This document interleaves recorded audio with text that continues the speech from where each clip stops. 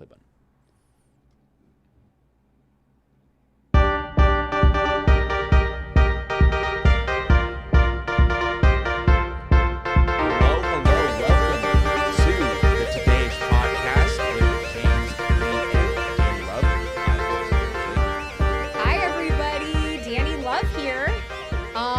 First time with the intro music, and I'm feeling it. That's exciting. Should that go longer? No, I think it's perfect. That's perfect. All right, cool. If it goes any longer, I might have to start you know what I mean? Dancing or something. I don't know. But we got a great show for you today, right? We're talking about all kinds of geopolitical happenings. We're talking about Iran, a little follow-up on Venezuela, Charlie Kirk, sonic gun boom, Greenland, AI cities, Eric Adams, Trump. Welcome to the Patreon subscribers. If you haven't yet subscribed, go ahead and click that YouTube subscribe button. We just hit 10,000 followers. That's very exciting. Yes, we did. We hit 10,000 followers, which is so exciting. So thank you guys all so much. And a little personal note, I had an eyelash follicle that was clogged yesterday. I know James doesn't even care and probably want me to talk about this. I care. But yesterday I wore no makeup, and I feel like you can't really tell. But if you see me throw on the shades mid-episode, it's just because my eyelash is bothering me. So I might have to do a little Tim Dillon and go with the shades, you know? You literally can't tell. I know, but I can feel it. It's one of those things. So then I might end up doing the Katy Perry doll eye. And then, people will say, oh my God, she's fake. Well, she's a robot. Wasn't Katy Perry doing that on purpose? I don't know, but I've always been able to do it. Right? And so, but of course, when I saw Katy Perry do it, I'm like, she's MK Ultra robot. You just don't know. So. Well, we might all be MK Ultra one day. Who knows? You always make those blanket statements, and I'm always like, not me. Have fun. I'm not doing it. Well, you don't even know it's happening to you. That's what I'm saying. They're doing it from ads that you're walking through. Imagine going through a mall. No, that's not what MK Ultra is. Well, no, MK Ultra is where they program your mind to do crazy shit. But if they can program you through the things that you're seeing in your daily life subconsciously, you don't even know it's happening. You're seeing billboards. You're turning on TikTok. You're doing all these things. They could definitely do that. I don't know about that, but you don't think they have the technology, or they will have the technology if they wanted to roll that out to try to inception your mind? You don't think they could do it? Well, let's just jump to the technology, because this is out of order from what we originally planned for our show, but it is kind of crazy, the technology that does exist, right? So it was reported that during the capture of Maduro, there was this secret weapon that was used. And so I'm going to paraphrase, and then you can read what actually happened for the audience. But basically, one of the Venezuelan security guards that witnessed from afar what happened during Maduro's capture, when the 25 guards, I was going to say were unalived, because I'm used to my TikTok words that I have to use. They were murdered. No. When they were murdered, he said that the Delta team had these guns that were sound wave guns, and that the guards dropped to their knees and started bleeding out of their ears, and that's how they died.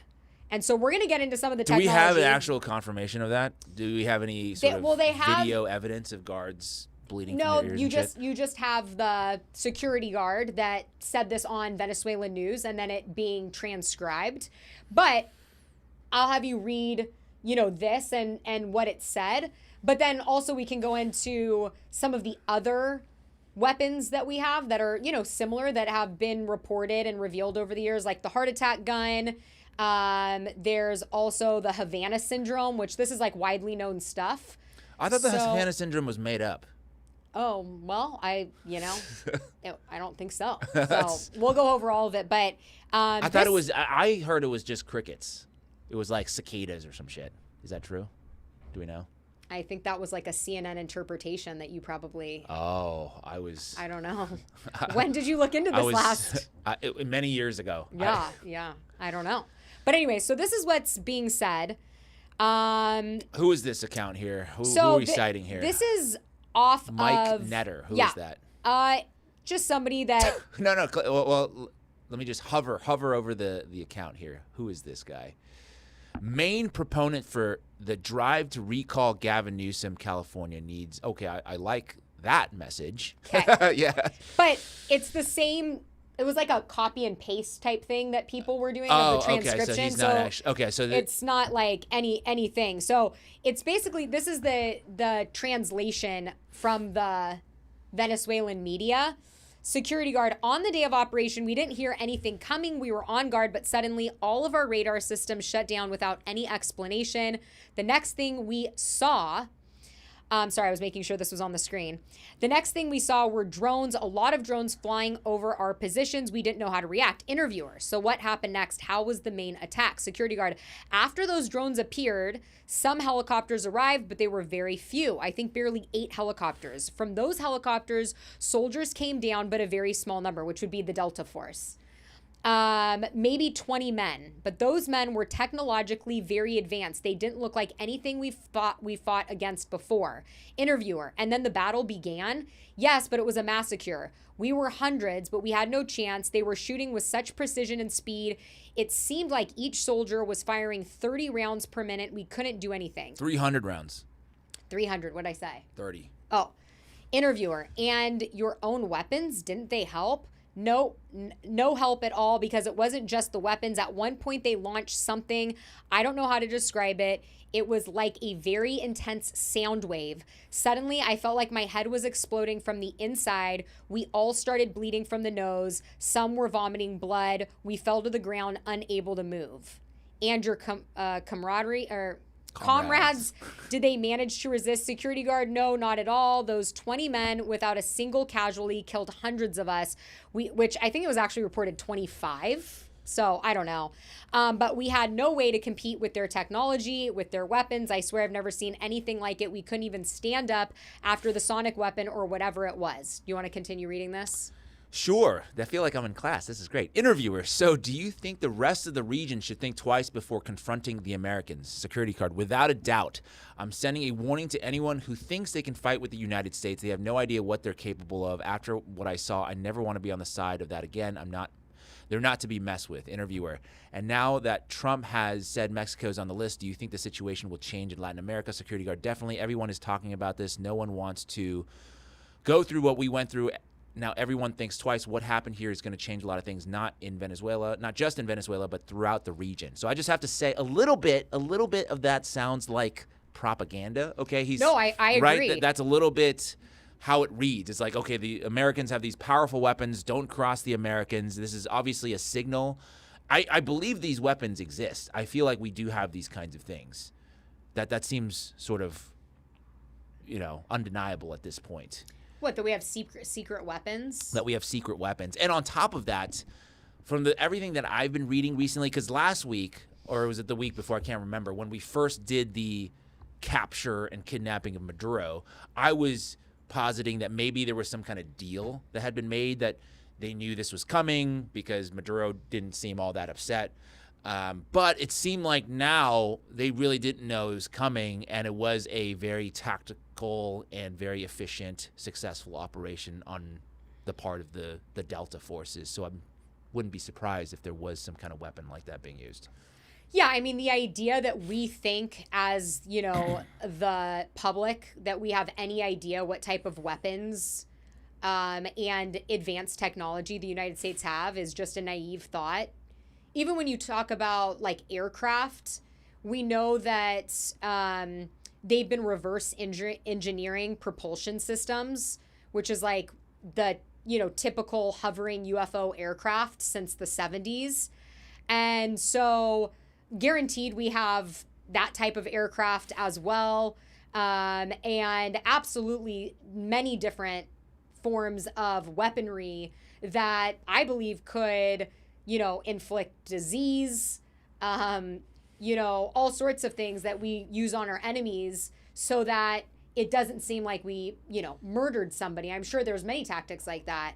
And actually, when it comes to Peterson, what's his name? The online guy.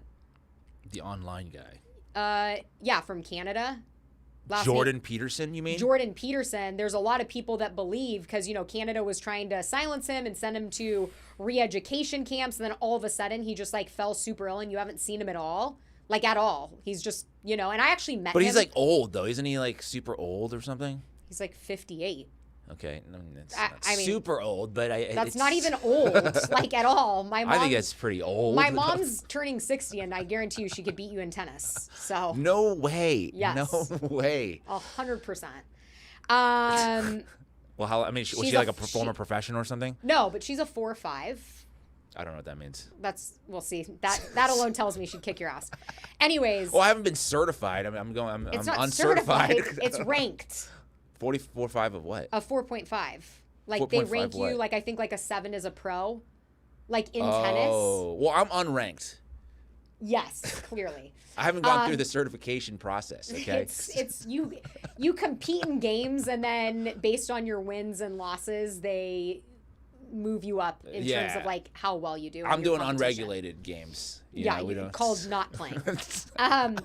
Anyways, there's a lot of people that feel that maybe some technology like this could have been used against Jordan Peterson, or other people that speak out against things, and then all of a sudden they just disappear, or they're gone, or all of a sudden they have a heart attack. That kind of stuff happens a lot.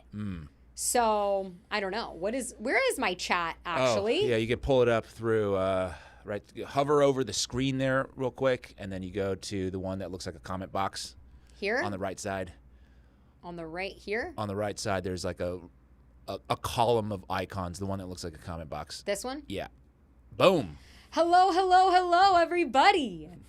I just was curious what you guys think. Do you guys think that a Valley mom could definitely kick James's ass in tennis? That's the first comment that I saw. So, but anyways, yes, I I'm curious if you guys agree that there's probably a ton of weaponry and aircraft that we don't know about. To me, that's very common sense, but hey. No, it definitely, I think that exists. Now, whether or not that piece was put out as a propaganda piece, I would just have to put out that disclaimer. It reads a lot like state propaganda, but doesn't mean we didn't have those weapons. Yeah, I agree. Yeah. So anyways, here's something on the Havana syndrome that was just reported by CNN. CNN, you're citing Report. CNN. No. Well, I'm meeting you where you are. What? Pentagon secretly tested backpack-sized device linked to Havana syndrome.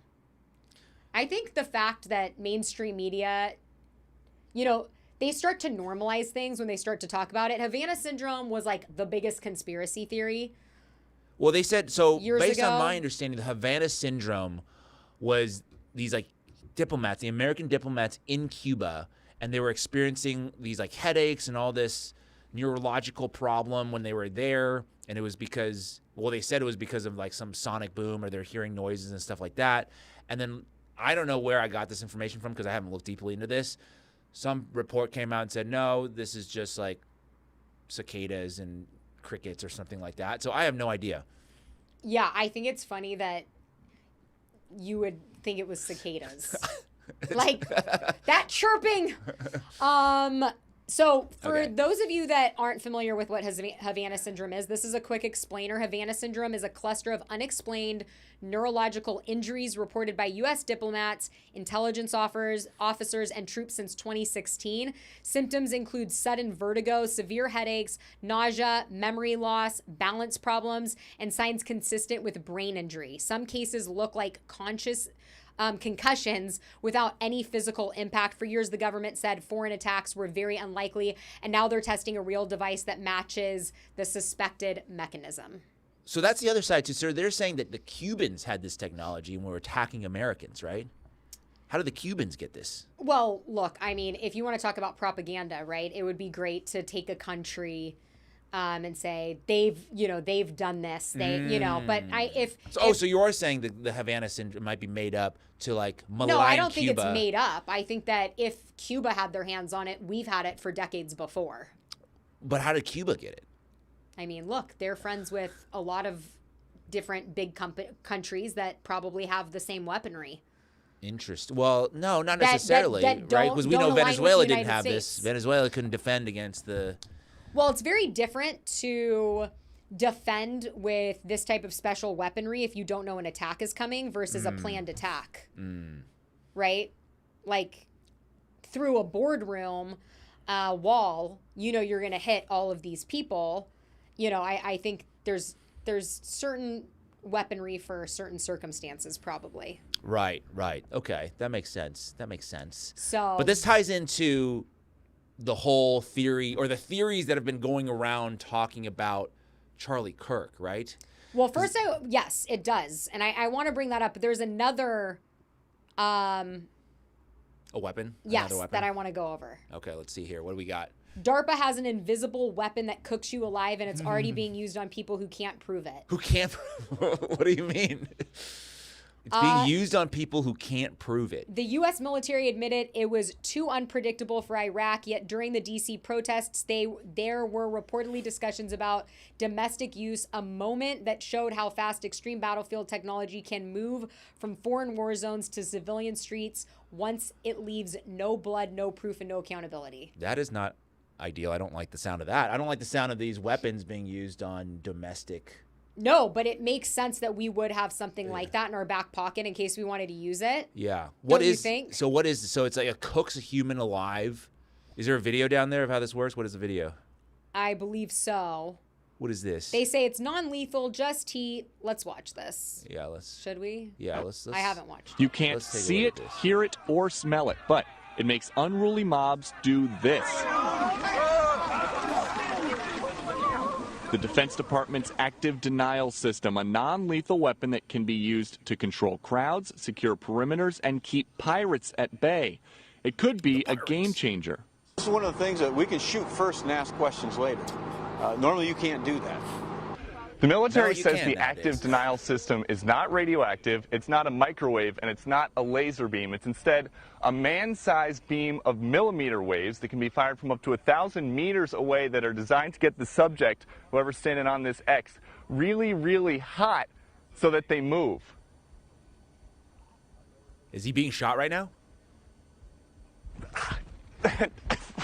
And it's about 50 degrees out here right now, but I just felt like it was about 1,000. And What? I've never been No, inside no a tub way. that somebody dropped a hairdryer in, but I would imagine that that's what it feels like.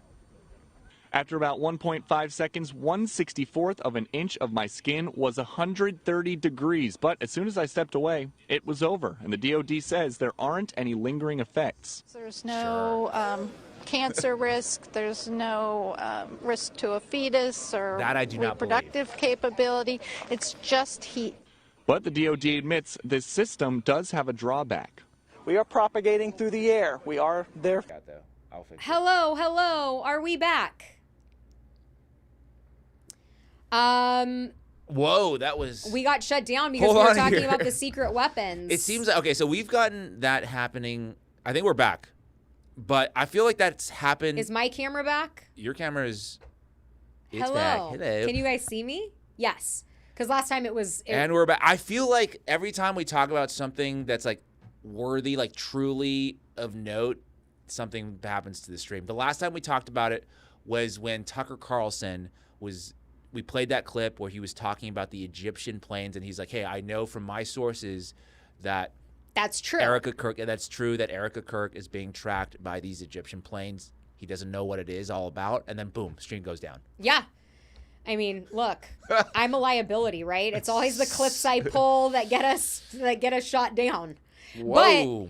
But that is why it's important to keep these old clips alive, right? Because I think that we've been going through several years of censoring speech and censoring information. And as we move more and more towards online research versus the olden days when you go to a library and you take out books, Yeah.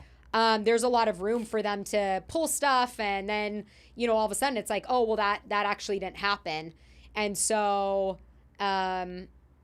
anyways, wild and crazy, you guys. But I think that proves that The weapons are real. The weapons that were real. used in Venezuela were real. And somebody's tracking that. I just remember there's a movie that came out about Edward Snowden called Snowden many years ago. Yeah. And there was this scene when they were literally on this huge board. He's like, check this out. And they were able to plug in to whichever webcam you wanted in the entire, U.S. and abroad. So like they could access this camera that I have. They could access this camera right here. As long as it was connected to the internet, they had the ability to access that camera. Well, one of my first jobs was selling telecom to businesses, and there was a bundle with the BlackBerry phones, and iPhones were just kind of becoming popular, and we would tell the employers hey, just so you know, you hand out these phones, you can fully track and listen. So I knew that technology was available from an employer to an employee. And so then when I became a not real estate, insurance broker and worked for big corporate insurance and stuff, I'd work from home sometimes. I always had a sticky note over my camera. Smart. Always. Because I'm doing a load of laundry. Boop.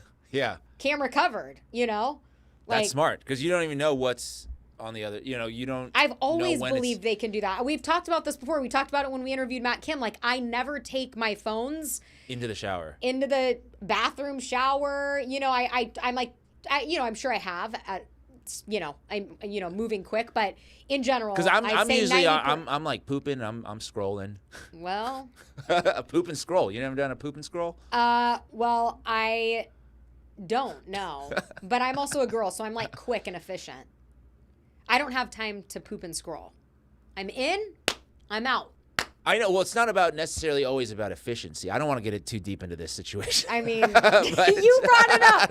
I just said I'm not bringing in my camera into compromising areas, and you said I poop and scroll. So this is it. Go ahead, elaborate. All right. So Charlie Kirk may have been. People are saying this may have been taken out by a weapon that is not known to the public, is what they're saying. Okay, so obviously, to get back into the Charlie Kirk stuff, right, you have to remember that the official narrative is that he was shot by Tyler Robinson by a 30-06. Every single hunter, that's a big game hunting rifle that takes down rhinos and elephants and every should not be shooting rhinos, by the way.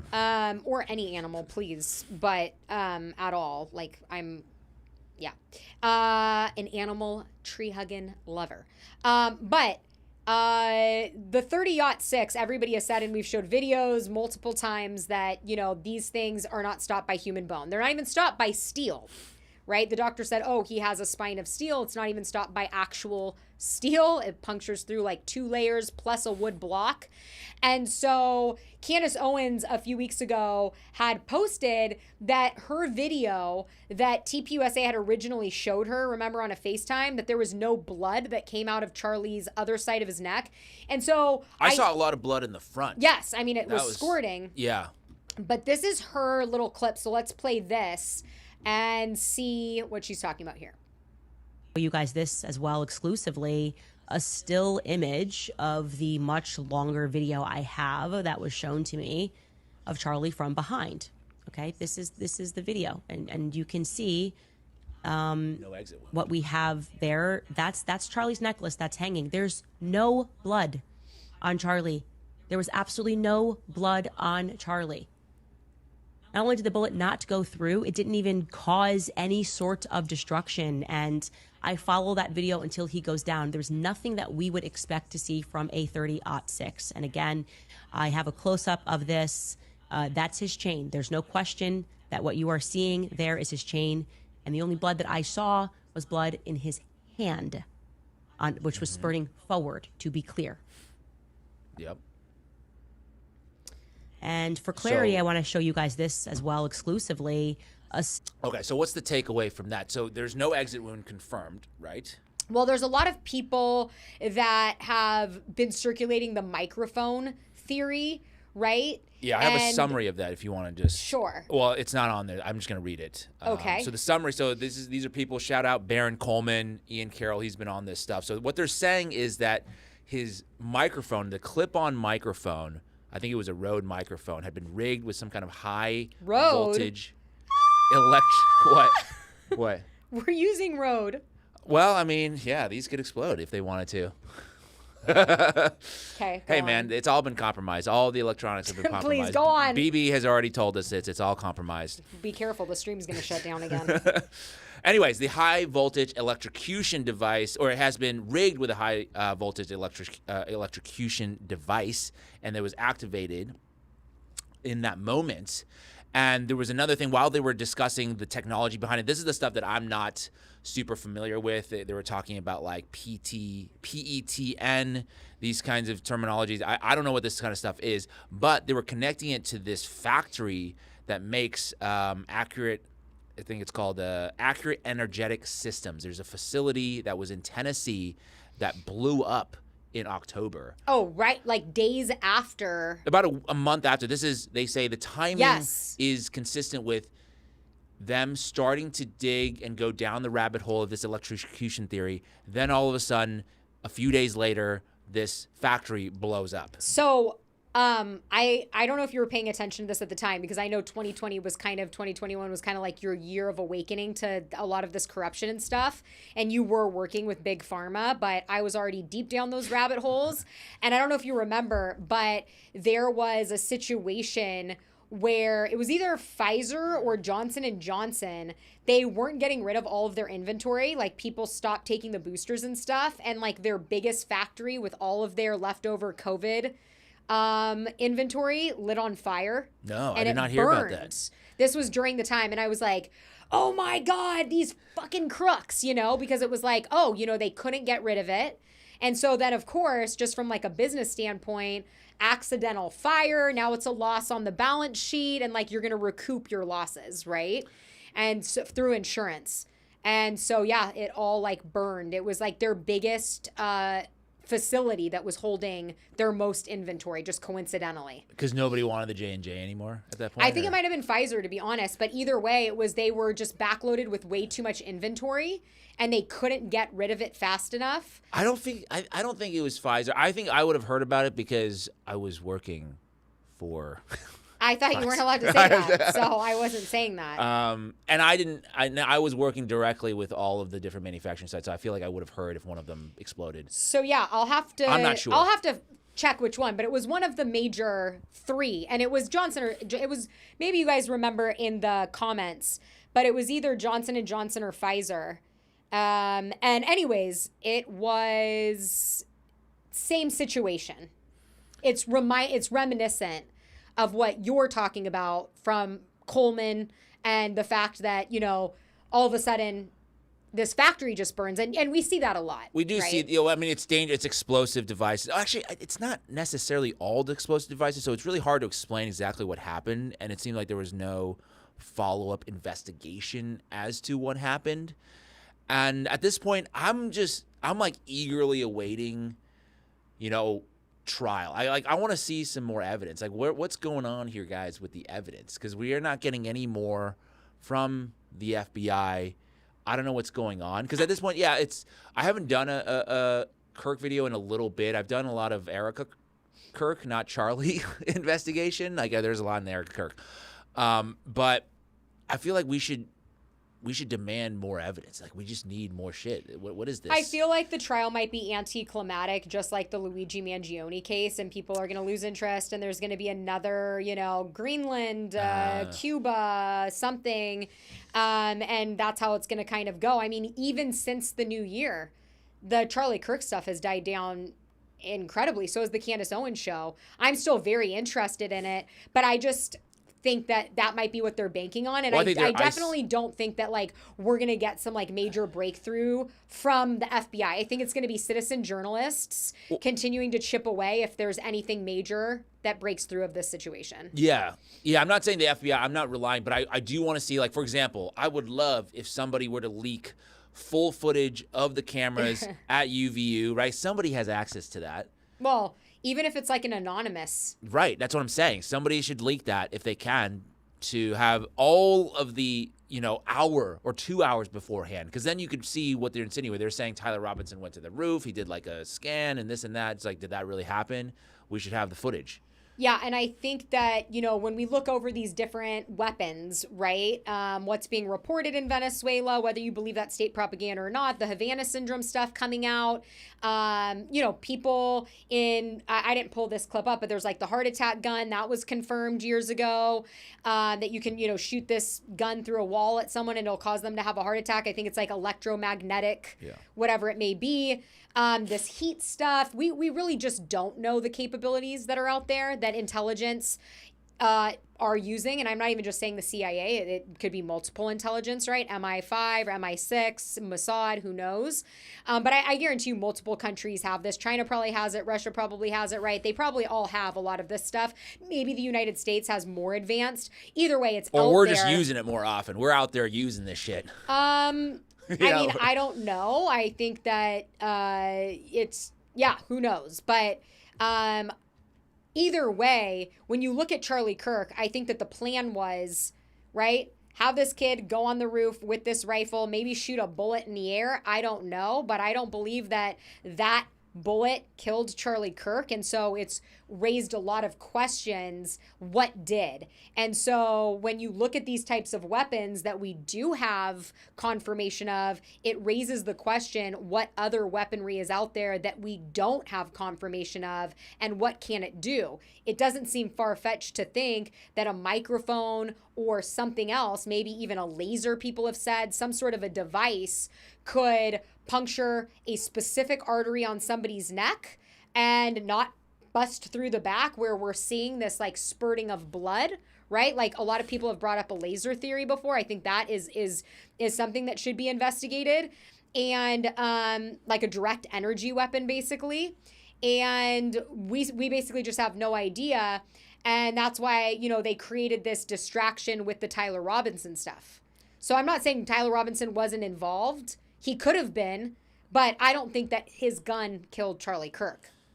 Well, we'll have to wait and see. I mean, a lot of people don't think his gun killed Charlie Kirk because it seemed, sort of physically impossible through all the different various tests involved. So we'll have to wait and see on that.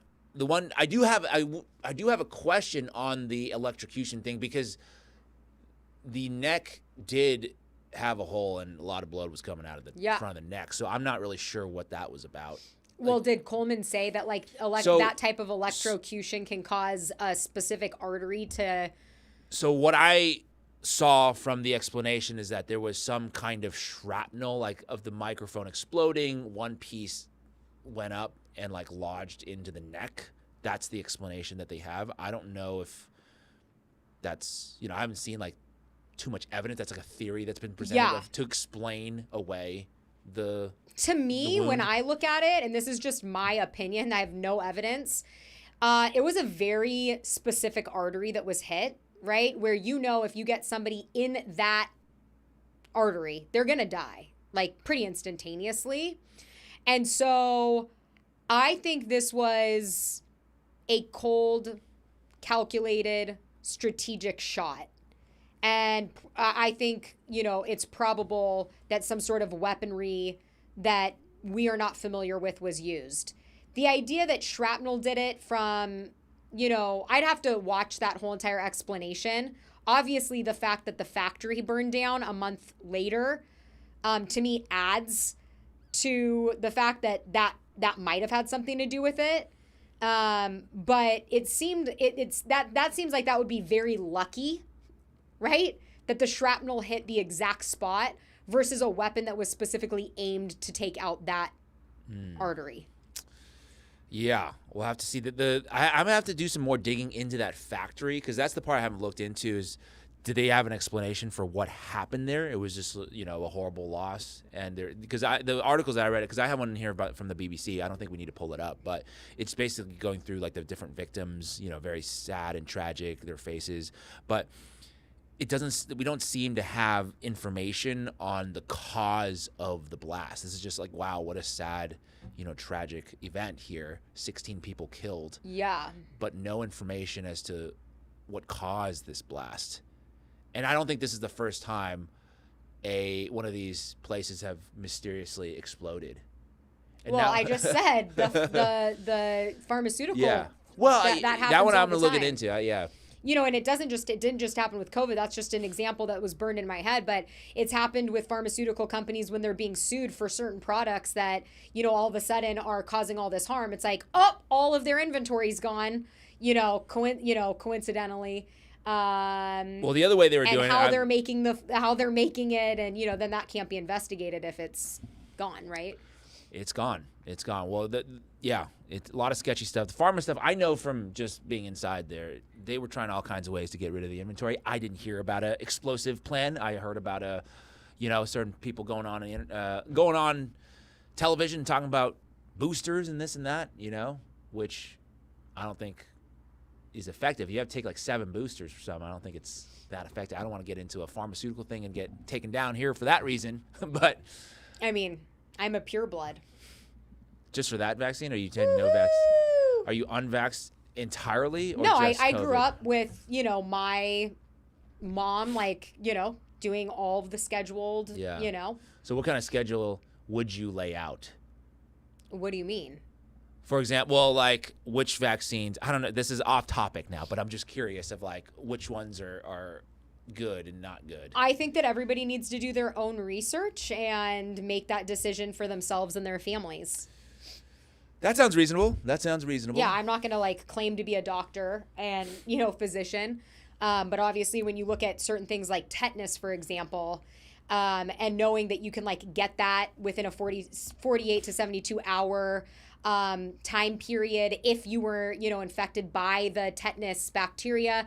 I mean, there's some that, I just think, people should do more research and look into and decide if it's, important to them. But that's it. Everybody should do their own research.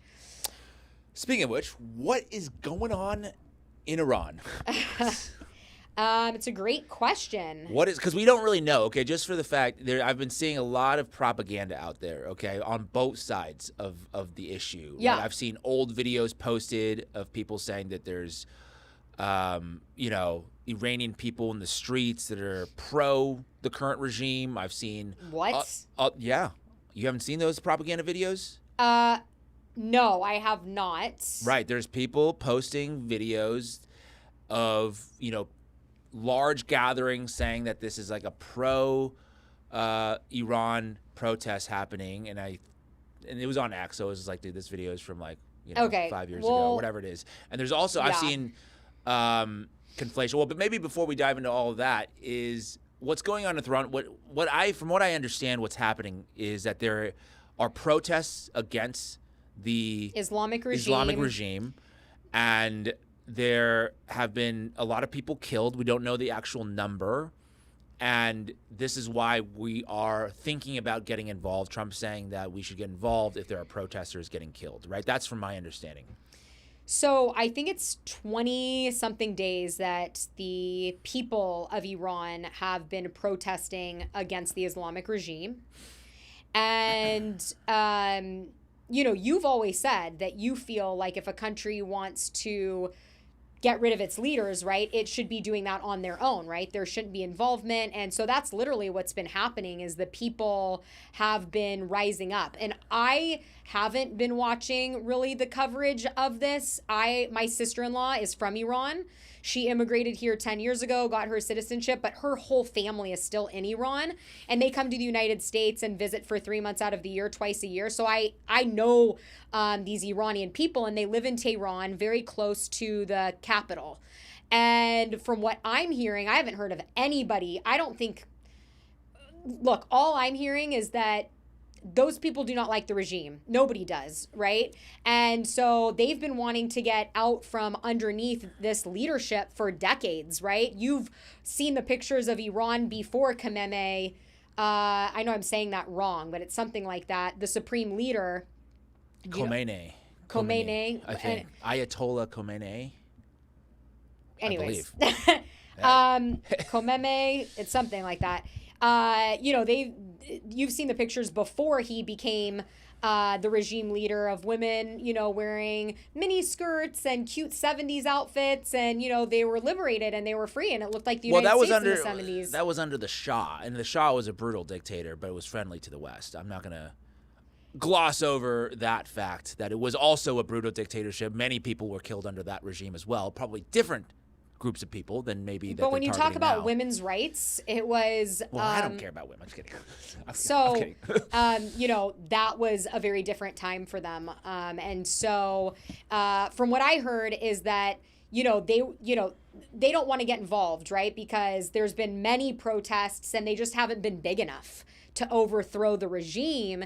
And that at some point, I think around day 12 of the protests, before the internet was blacked out by, the government, they all received a text message, like their own Iranian hackers. This is happening. Get out in the streets. Like, we need numbers. And they've overtaken many cities and the regime has been fleeing.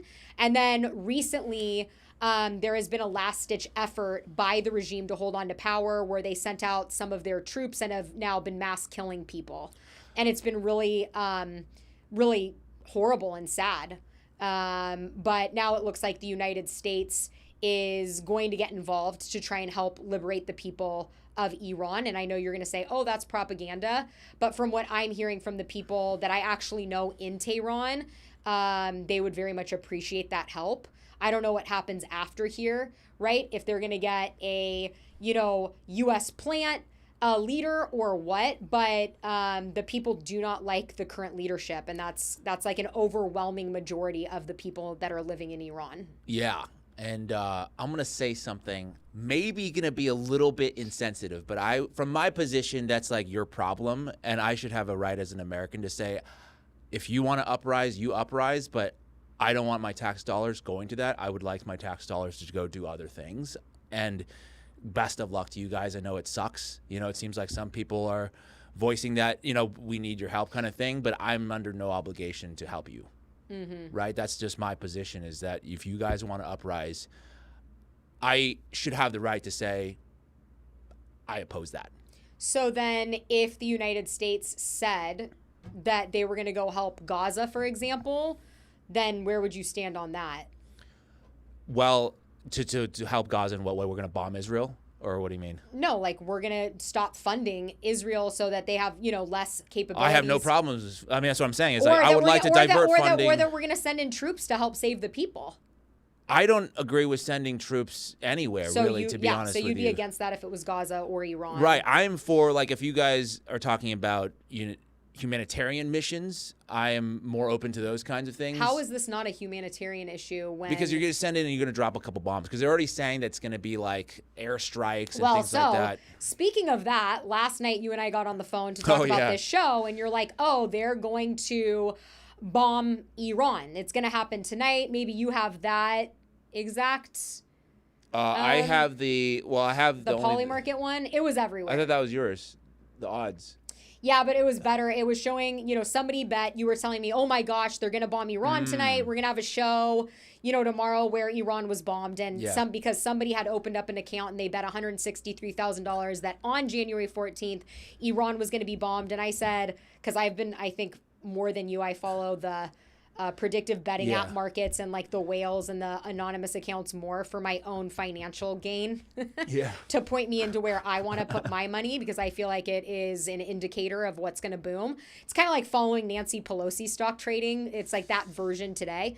And I said, no way. 163,000 isn't enough money. And you were right. I was right. And so there were no bombs in Iran. And I do have a clip of Trump reacting this morning, giving some, I think it's C3 if you want to play that. That's Donald Trump reacting to the situation here.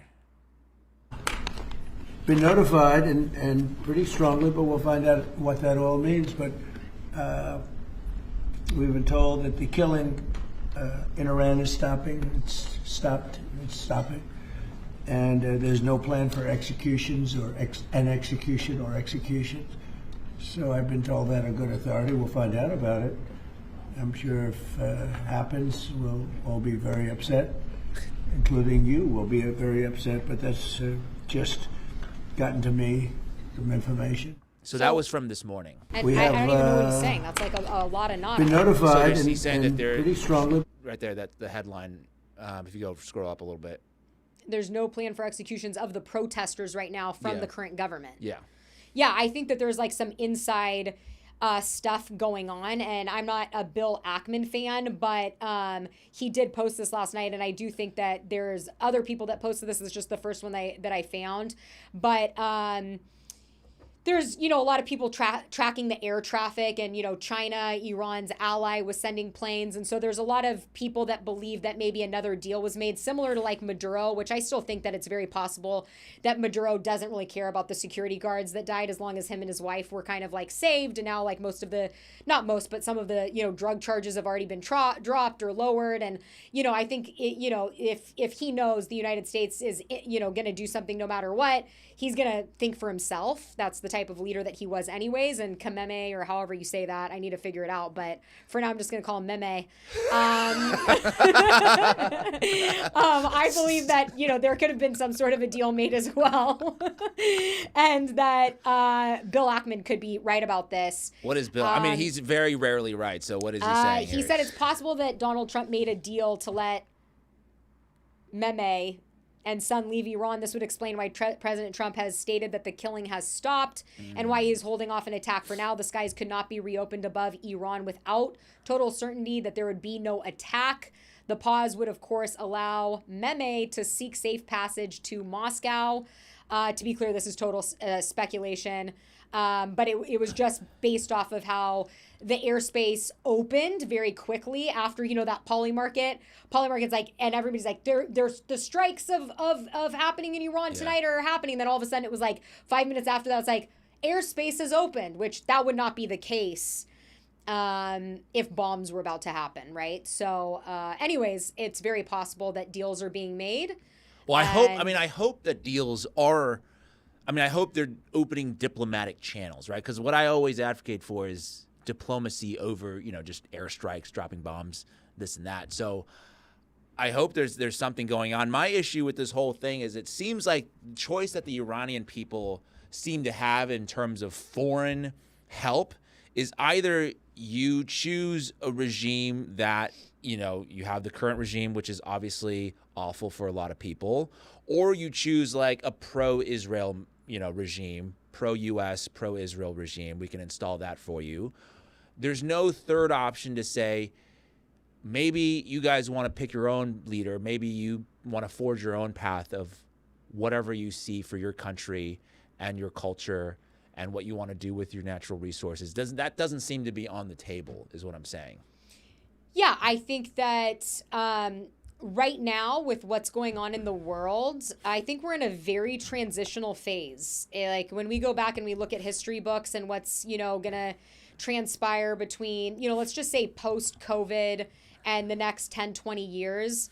I think that right now, currently, the global, lines in terms of like maps are being redrawn. I think you're going to see, and this is just all my opinion, I think that you're going to see possibly Greenland become a part of the United States. NATO will agree to that. Who knows? You're going to see currency. I think we're seeing a transition of fiat, traditional currency. We've seen this taking place for a very long time. It started years ago where you have a lot of stores that no longer accept cash, right? Everything's cashless. They've been pulling cash out of circulation in many countries, including the United States, where you have like reverse ATMs in places where if you have cash and you want to buy something in a store that's cashless, you put your cash in there, they give you a gift card.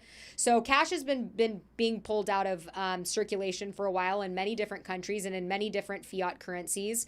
I think we're moving towards that digital ID, that digital currency phase, whether people like it or not. Everything is being put in place for that and has been for years. We're moving into a technological change with AI and different capabilities.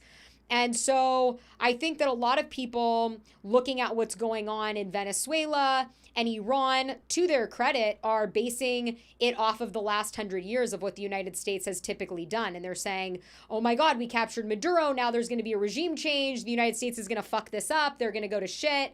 And I totally understand that, right? They're basing it off of that. But I think we're in such a changing time that it's really difficult to predict how things are going to go and what new alliances are going to be formed. Like Saudi Arabia is a perfect example. Donald Trump and this administration and and Saudi Arabia. I heard Ian Carroll talking about this on Tucker Carlson. A new alliance is being formed between the United States and the Middle East. That's never been done before in our history, our short 250-year history. So I think that alliances are changing right now. I think that, maybe more alliances could be made. Maybe Iran will be an ally. Who knows? That would be very beneficial for the United States if they could take Iran away from being allies with Russia and China and kind of consolidate that in with some of the other Qatar, Saudi Arabia alliances that the United States now has. So it'll be interesting to see. I'm not going to predict this because I have no idea. I just think there's a lot of change going on, and I think that the outcomes might be different from what we've seen in the past. Well, I mean, you can never be certain of an outcome. I just know, or I'm standing by a principled position to say, I don't think we should be getting involved in this. I don't really care what the outcome is, if it's good or bad. I am going to oppose this from a principled perspective. I just think that if you want to handle it, and I think it's very different to say Trump is seeking a new alliance with Saudi Arabia through diplomatic channels.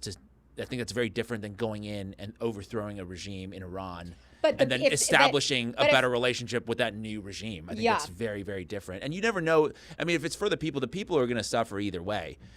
You don't really. You don't really believe that Trump is going to maybe blast Iran because he cares about protesters, right?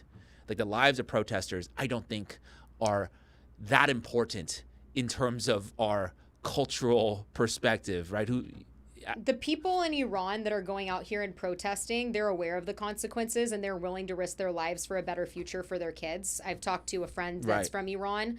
And so, what you just said is that the United States forces a regime change. If the people force that regime change and then the United States goes in to protect them from more killings, which this is why I think that there might be something that behind the scenes has happened, like Bill Ackman said, because you saw Trump he said he had no saying information. That was just some speculation. Opinion. But Yeah. I think it's a hypothesis that you could come to when you put the pieces together.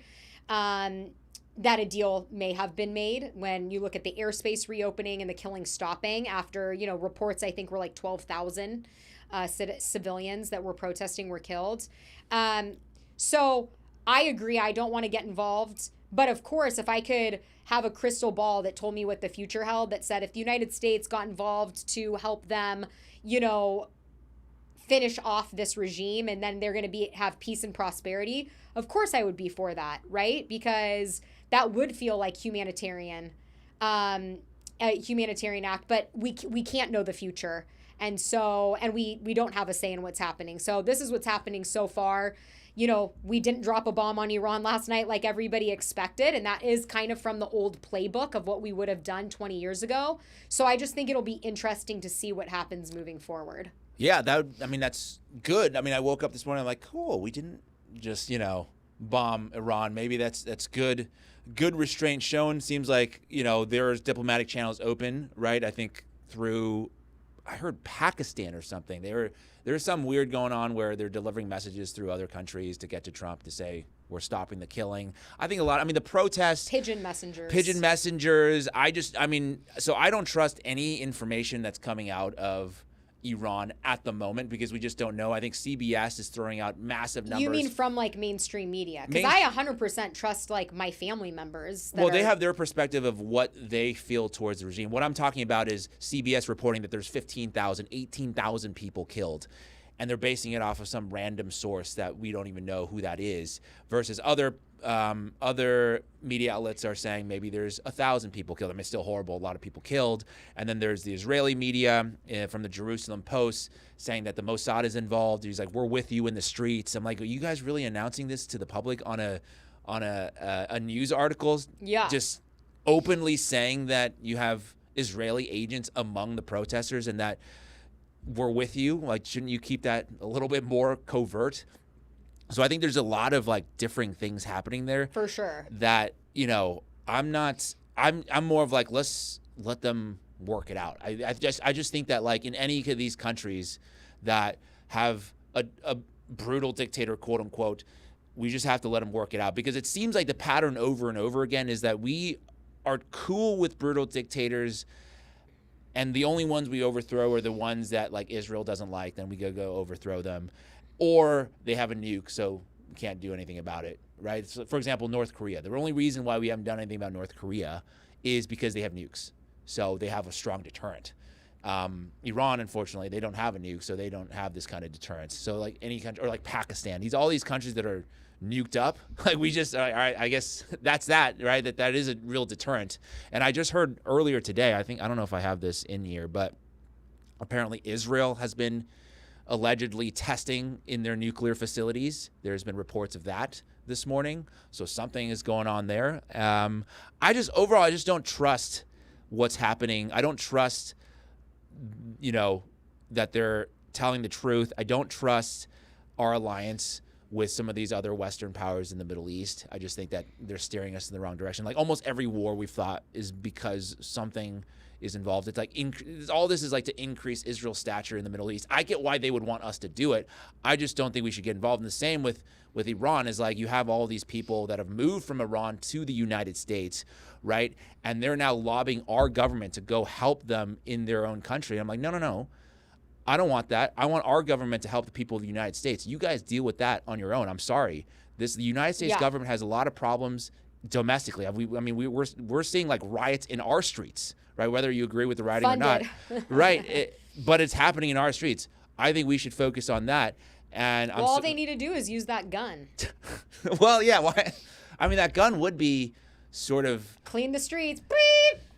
Well, I mean, I'm not going to endorse the using of the gun, but I think I'm just joking. But I agree with you, and I am not saying that this isn't going to end up badly. I'm just an internal optimist, and I would like to think that is it possible that things could be changing because all of these other things are changing?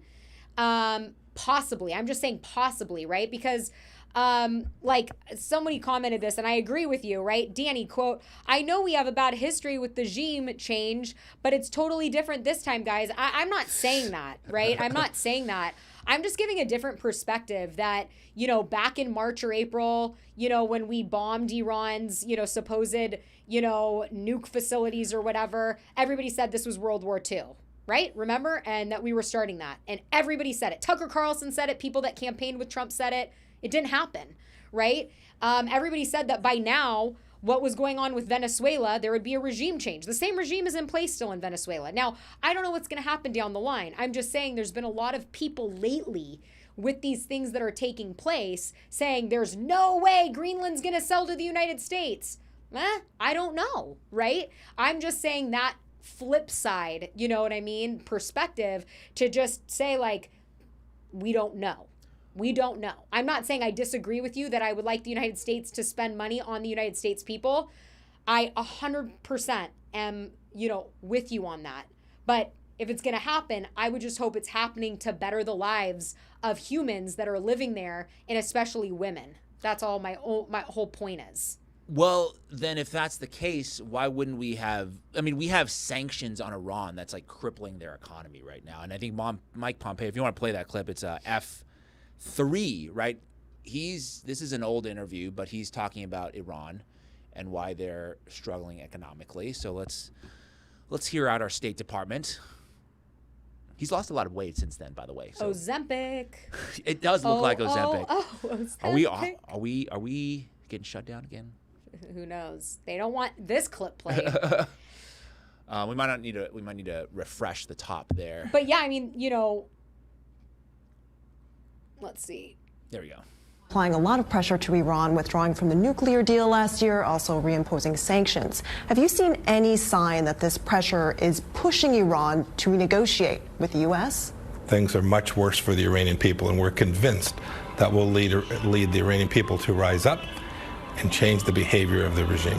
So that's what you're hoping, that these sanctions are going to help push the Iranian people to rise up against the regime and overthrow it? The sanctions are designed to deny them the wealth and resources they need to continue to create havoc throughout the Middle East and, frankly, throughout the world. Okay, so the U.S. has been applying a lot of pressure. Right? So he's saying we're imposing sanctions on Iran because we want to cripple their economy and it will lead people to rise up. So part of the reason why people are struggling over there is because we've imposed sanctions on them. The second thing you're talking about is we don't want them to wreak havoc in the Middle East. Well, yes, they are undoubtedly an enemy of Israel. So they would like to also overthrow this regime. So there's a couple of things that are happening, but I think we have to take some responsibility for their suffering. 100%. Because it's our policy that is crippling their economy, that's leading to all kinds of, bad outcomes over there. We're not giving them the chance to be prosperous. We're also not the ones that are telling women that they're, less than dogs. You know people in Iran, right? So what's the actual law? Because I've seen some other videos. I don't know if it's propaganda or not. That was hyperbole, what I just said. But, what are the laws around? Because people are like, oh, you can't show your hair there and this and that. But then I've seen other videos. This other lady was like, I'm walking in Tehran right now. My hair is out. There's no problem. So I don't really know. So I think it's a situation where if you come across, a police force that has been aggravated that day, it's a chance that, something bad could happen to you if you're not following that law of covering your hair. But I don't know. I'd have to check on that. Yeah. I don't really know, but I do know it's definitely not freedom like it is in the United States for women. For sure, 100% not. Right. And I think it would be up to them to sort of make those changes on their own. Well, that's why they've been protesting for 20 days. Right, with the help of Mossad in the streets. Whatever it is. I mean, look, you say with their own, you agree with some things being reported, and then you're cheering. No, that's from the Jerusalem Post. I'm trusting the Israeli press saying we have Mossad in the streets. Right. It's not some random person saying we have Mossad. It's like literally one of the top newspapers of Israel saying that. But wouldn't that be good propaganda for them? We know they've been anti-Iran forever. Now all of a sudden they're basically saying we're helping the people. And you don't think that might be propaganda? I think it's propaganda in the sense that they want the Iranian people to rise up. So they say, hey, we got your back. Go out there. We're going to help you. I think that's propaganda a little bit, right? I mean, I think Israel wants to bomb Iran. So well, they're warming up the nukes. I'm just saying, to me, that's a little bit of cherry picking of like, well, I'm going to trust. Now all of a sudden, you're going to trust the Jerusalem Post. I always trust the Jerusalem Post. Well, good. You might be getting $7,000 pretty soon. I don't know. Because what the Israeli press does really well that the American press doesn't do is that they're more honest about what their goals are because it's from their country. So they're talking from their own national perspective. Yeah. Right. And then what the U.S. press does is kind of they take those stories and then they provide like some filter where they think the American public will accept this. Right. Because the Israelis are always saying shit like, oh, we're going to nuke Gaza. We just need to take over. These are fucking animals over there. And the U.S. press has to be like, well, they didn't really mean it like that. There's a lot of things going on over there. So there's like sanitization of what they say over there because they're acting rightly so on behalf of their own national interests because they want to survive. They want to be powerful over there. So they're going to take the actions necessary. It's that what I don't like is us getting dragged into that without really having a say. And then if I push back on it, then I'm banned from TikTok. You know what I'm saying? Oh, 100%. I mean, yeah, 100%. And as far as it goes with the women's rights there, I need to talk to my family and like really know. I don't know. And so I shouldn't, I want to retract what I said earlier because I don't know. But I do know that overwhelmingly the population doesn't want this guy in power. But every time they've taken out a leader, and I fully agree that, probably the United States and Israel could have been playing a huge part prior to all of the, protests through sanctions and other means to get this to happen because that's the ultimate goal that they want. So I'm not saying that there's no involvement. I'm just saying I hope it ends up better for the people. Well, of course, I do too. We are involved, so I hope it ends up good. That's it. And better.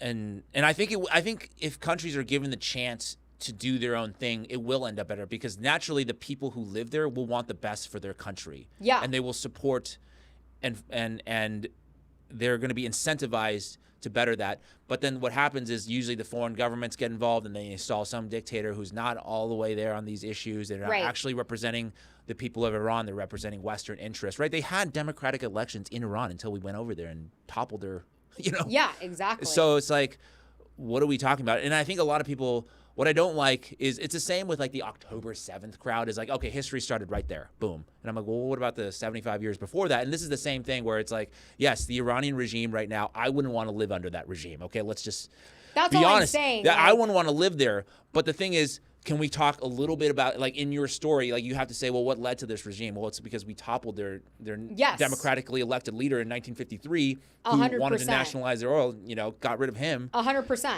And I think if they were allowed to continue on with their democracy, I guarantee you Iran would be in a very different position today versus what they're in now. 100,000%. And that's just factual, what you just said.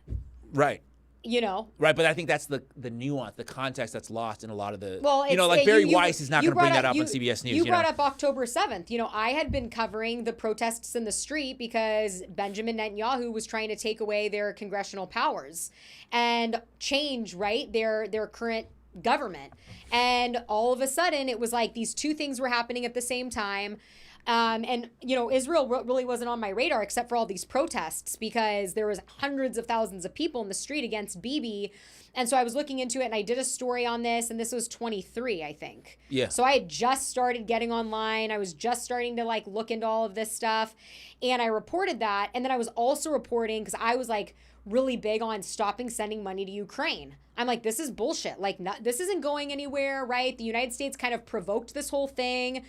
And so it was interesting because it was there was Zelensky had come out and talked to Congress, and it was October 5th, and Democrats and Republicans were unified at this point. Okay. Yeah. They had the Ukrainian flags were getting... No, but they were kind of the Ukrainian flags were kind of down, right? They were down. Even the Democrats after this 100th ask for money were kind of over it. And I was like, oh, shit. Even the Democrats are no, we're kind of because all of the constituents were over it, right? We're why are we sending money there? I think, Maui had just happened in August, the August before. And we're why are we sending all these billions of dollars to Ukraine instead of helping rebuild Lahaina and all of our own people, right? Our taxpayers. So there's all this stuff going on. And then on October 7th, that attack happened. And I remember thinking immediately, not knowing anything really about the history or what was going on, wow, how convenient. Now, right now, the United States has another war. That's what I thought. I thought now the United States has something else to, Julian Assange said, funnel money through war back to the elites. And yes. the institutions, the BlackRocks, the Vanguards, right? All of those people. And so, yeah, anyways, that seems to be what happens. I just would hope that it's just better for the people in Iran. Which is, I think we agree on that point as well. We want better for the Iranian people, and I just don't think bombing would help. Well, and now, we're waking up the next day when everybody said we were going to bomb them last night, and that hasn't happened. And now the odds are low. What is it? Now Polymarket odds for a drone strike have dropped fast. People were expecting the U.S. to have a hit on Iran by now. It didn't happen. Now the odds of a strike soon are dropping fast. Many think it'll happen, but short-term bets are getting crushed. Yeah. Wait. Can you enlarge the graph? The next one. But this is important, right? Because it's saying by June 30th, 55% chance. 37% chance by the end of January has dropped 14%. Oh, okay. So 55% chance by June. But last night it was a 90% chance, and it didn't bombing happen. today, basically. Yeah. So it's hard to know if any of this shit matters. Polymarket was great for the elections, but I don't know if it really is good with all this other stuff. Well, I think what I do like about Polymarket, and this is, because in general, I think it's probably bad that we're betting on so many things, especially because it's not regulated and insiders can have access. I don't want to get involved. There's little literal bets of who's getting eliminated on what show and things like that. I'm like, dude, producers all know about this, so why wouldn't they be getting involved in? Unless it's Love Island. Unless it's Love Island, right? But you see what I'm saying. But in general, I do love the fact that you can see who is, the bets that are being made. That stuff is kind public. of gross, though, that people are betting on if a country's going to get bombed. It is gross, but it does provide some level of transparency. I don't know who that guy. So that guy literally, I guess, lost $160,000 last night, or what? I mean, this is like tinny of me, but like when I look at, you know, the predictive betting market, and I'm looking at like anonymous whales placing their money, you know, like last week, everybody thought that the Supreme Court was going to say that the tariffs were illegal. And if the Supreme Court ruled that, the United States would have to return hundreds of billions of dollars. It would crush the stock market, and it would crush, you know, temporarily the stock market would go down. But there was a whale, and by the way, those polymarket odds last week were like 89%, same as the bomb in Iran situation. But then I saw a actual whale place a $227 million bet. Oh, I see. Okay. Longing the stock market, meaning that by Friday, everything the stock market's going to go up. Can you bet on that? Because can you bet like, hey, the S&P yes will be higher than it is on this date? Yes. Oh. And so to me, that's like institutional money. 227 million. Okay, that's what. Okay, I understand. Okay, 160K. You were saying that last night. You're like 160K is nothing. I'm like, well, 160K would be a lot for me, but I guess from a hedge fund perspective, 160K is like, you know, rounding error kind of situation. Yeah. Right. So 227 mil. Okay. Even though Polymarket was saying, oh, you know, last week SCOTUS is gonna, you know, 89% chance tariffs are gonna be illegal. Which, by the way, same thing they're saying is gonna happen tomorrow. We'll see. Last week, this whale came in, and I thought, that's a lot of money, right? That's a lot more than $163,000. And sure enough, they did not vote that they were illegal, and the stock market hit an all-time high. And so it was just interesting. And so I wouldn't be surprised if people in our government are manipulating these odds. Interesting. So, like, can you... Like, okay... Let's get people to think that Trump's going to bomb Iran, even though we know we're not going to. Let's manipulate the market and then surprise them the next day. I see. All the killing is stopped. So what you're saying is they're going to put out signals, closing the airspace, whatever those signals are, to make people think that we're going to bomb Iran. And then you have the dumb money flowing in to basically go in that direction. But you know that the result is going to be different. Yeah, I think unless you see like a huge, player or somebody that has 100% track record of making that account, because everyone was going crazy on X about that 163,000. But it was a new account. The account had just opened up 40 minutes ago. Right. So, but there are like big whale accounts where it's like they have 100% accuracy on their bets. Yeah. To me, those are like the new age Nancy Pelosi's, where those are the actual insiders, the congressmen and women, where they're like, this is my new stock market, you know, and they actually know what's going on. But again, this is all my observation and coming to my own hypothesis, and it's full speculation, but that's just my take. So I do want to ask the chat this question, what they think about Polymarket and Kalshi and these kind of predictive betting platforms. Do you think it's good, bad? Because I've gone on the fence of like, I'm sure you've gotten reached out to by these platforms in terms of sponsorships and things like that. And I'm like, is that an appropriate sponsorship to take? Like a Polymarket and Kalshi? Is it overall good or bad? I'm kind of split on that. So ask me the question again. I was reading the comments because you said you wanted to ask the chat. I do want to ask the chat is that an appropriate sponsor to take? Like if Kalshi would reach out to this podcast or Polymarket and say, we want to sponsor an episode. I mean, I wouldn't be opposed to it. I don't see why I would be opposed to Polymarket. It's not like Pfizer's reaching out, right? Like if it was something where, like, to me, that's like inherently, I want to say evil, right? But then I guess some people that are like very pro-vax wouldn't think that Pfizer's evil. And I don't think that everything that they do. Right, a lot of people love that vaccine. You know? No, but also like Pfizer and pharmaceutical companies do manufacture like really important medication, like antibiotics, right? That like, you know, are so crucial and have made a huge difference in you know, our longevity. And but they didn't invent those drugs. They don't make any money off of those drugs. So, well, because why? It's over the 10-year. Well, it's it's a generic first of Now all. they're generic, Yeah, yeah. and it wasn't invented through pharmaceutical research. It was like done through government. Scientific yeah, research. Exactly. And third, most of the antibiotics are produced by generic pharmaceutical Got it. factories, not like Pfizer. Okay, then I'm back. They're inherently evil. No, because how Pfizer makes money is through proprietary drugs. They want like drugs that are under patent. They're always, I mean, when I was working there, I guess people know I'm working there. I was working there. I mean, like all they cared about was their pipeline. They're like, we need a pipeline of new drugs that are patented, that are very expensive, and that's how they justify their valuation in the stock market is what's your pipeline. That's why they were always going out and acquiring new companies and R&D and this and that, or like other drugs that have already been produced but are still under patent because they need to continue to fill that pipeline. The generic drugs don't make them any money, so they actually don't care about those that much. Got it. That's just, unfortunately, the pharmaceutical game. That's why, I mean, during COVID, we talked a lot about it, right? Because you're a big fan of ivermectin, and one of the reasons why they needed to continuously demonize ivermectin, and I get a lot of heat for saying this kind of stuff because a lot of people have negative opinions about RFK, but I read his book, the Dr. Fauci book, and in it, he was talking about how they rigged the game against ivermectin to make it seem like ivermectin was this ultra-dangerous drug that could kill you, when in fact it had been around for decades. And won the Nobel Peace Prize. Right. And also is like less dangerous than I think. It's like Tylenol or Advil. I don't know which one, probably Advil. I don't know.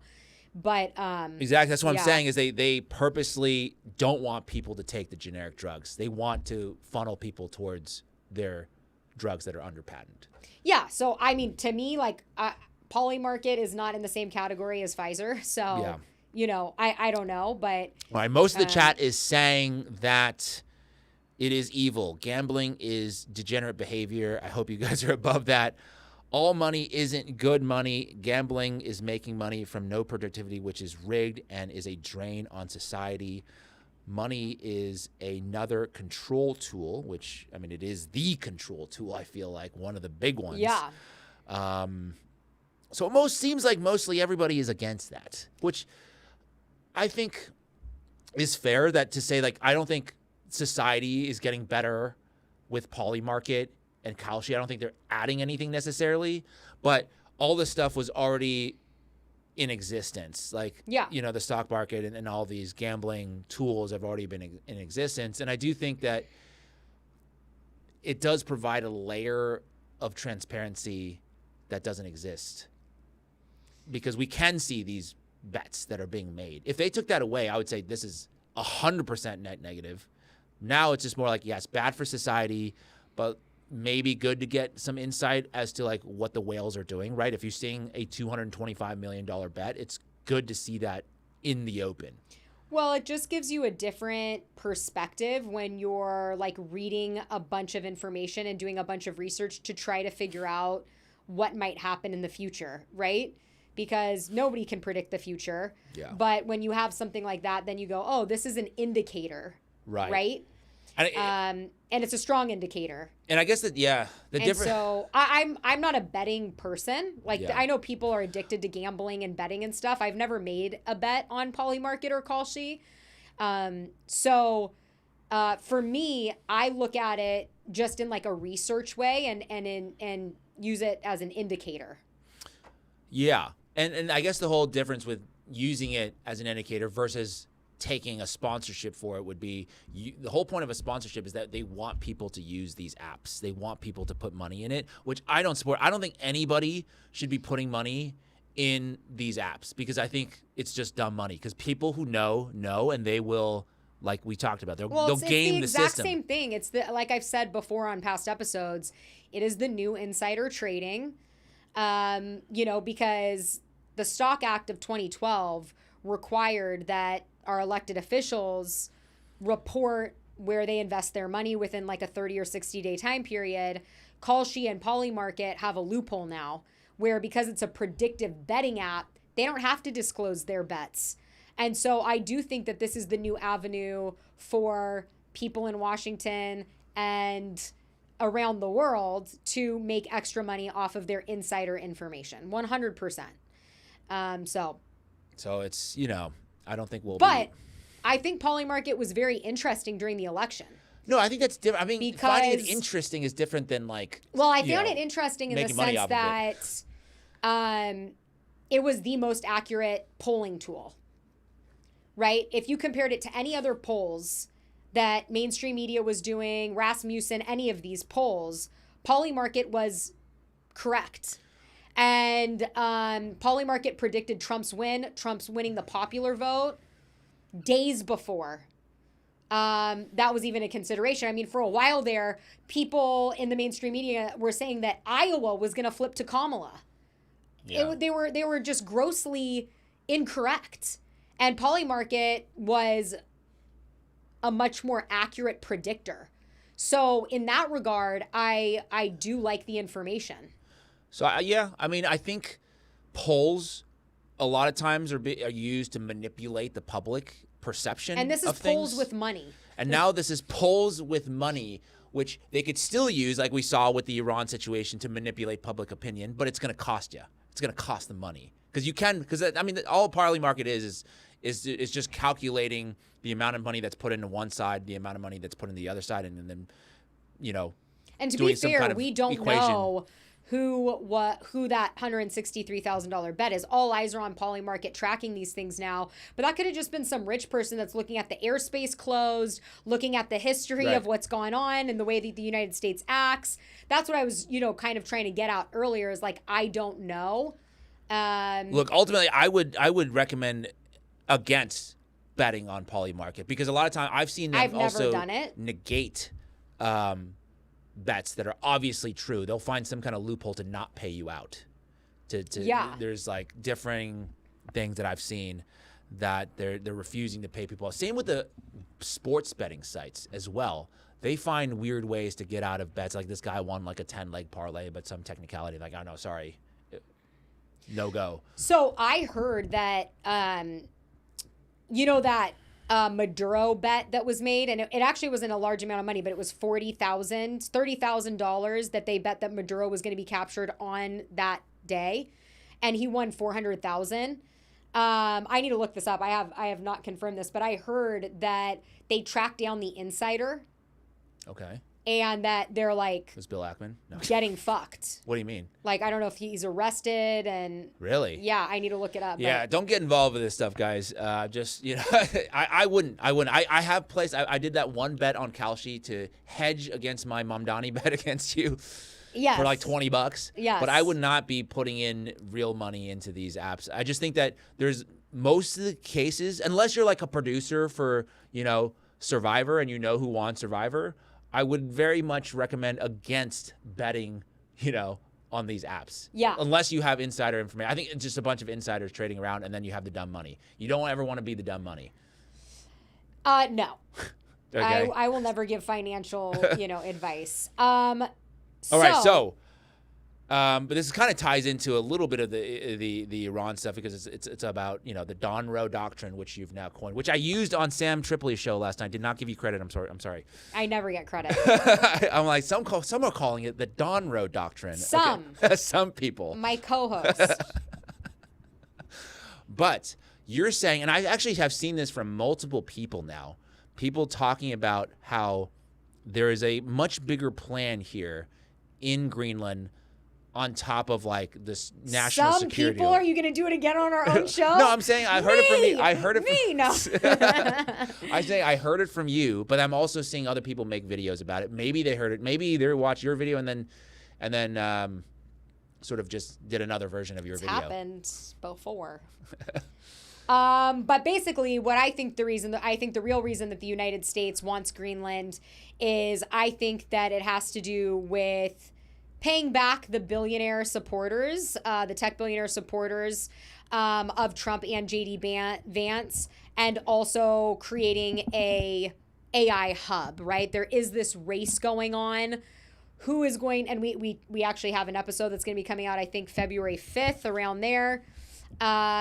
Who will win the AI race? And we had January 29th. Travis Oliphant of the Open Source AI Foundation. That's a great interview that we pre-recorded, but I think it's going to be really, really relevant. I'm hoping that I think this is the perfect timing in terms of like dropping that because he's one of the most knowledgeable people about AI, and he also is the inventor of NumPy, which runs like basically all of the Python language that programmers use nowadays.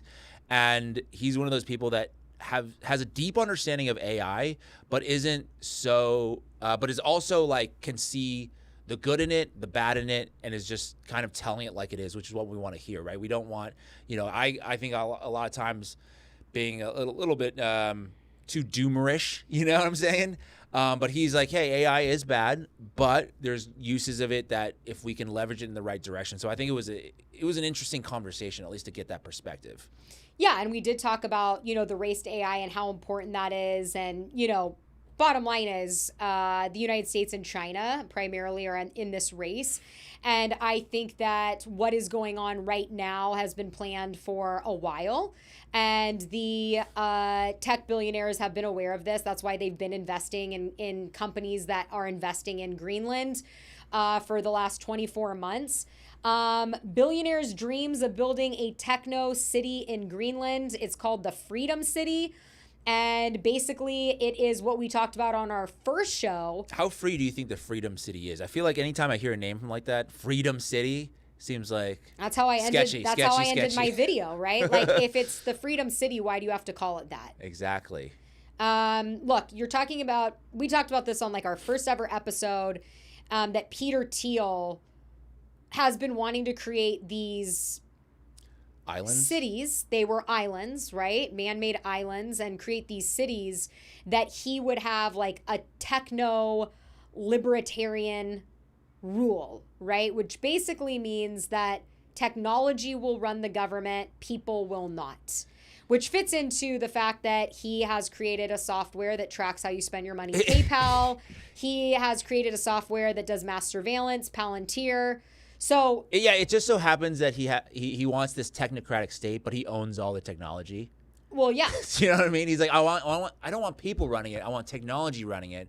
But then if you look, who owns the technology? He does. Right. So it's like, are you running it then? Is he running it? And then like he also is doing these like Antichrist seminars where I'm like, you could be the Antichrist. Like, you are the last person that I would be listening to about who might be the Antichrist.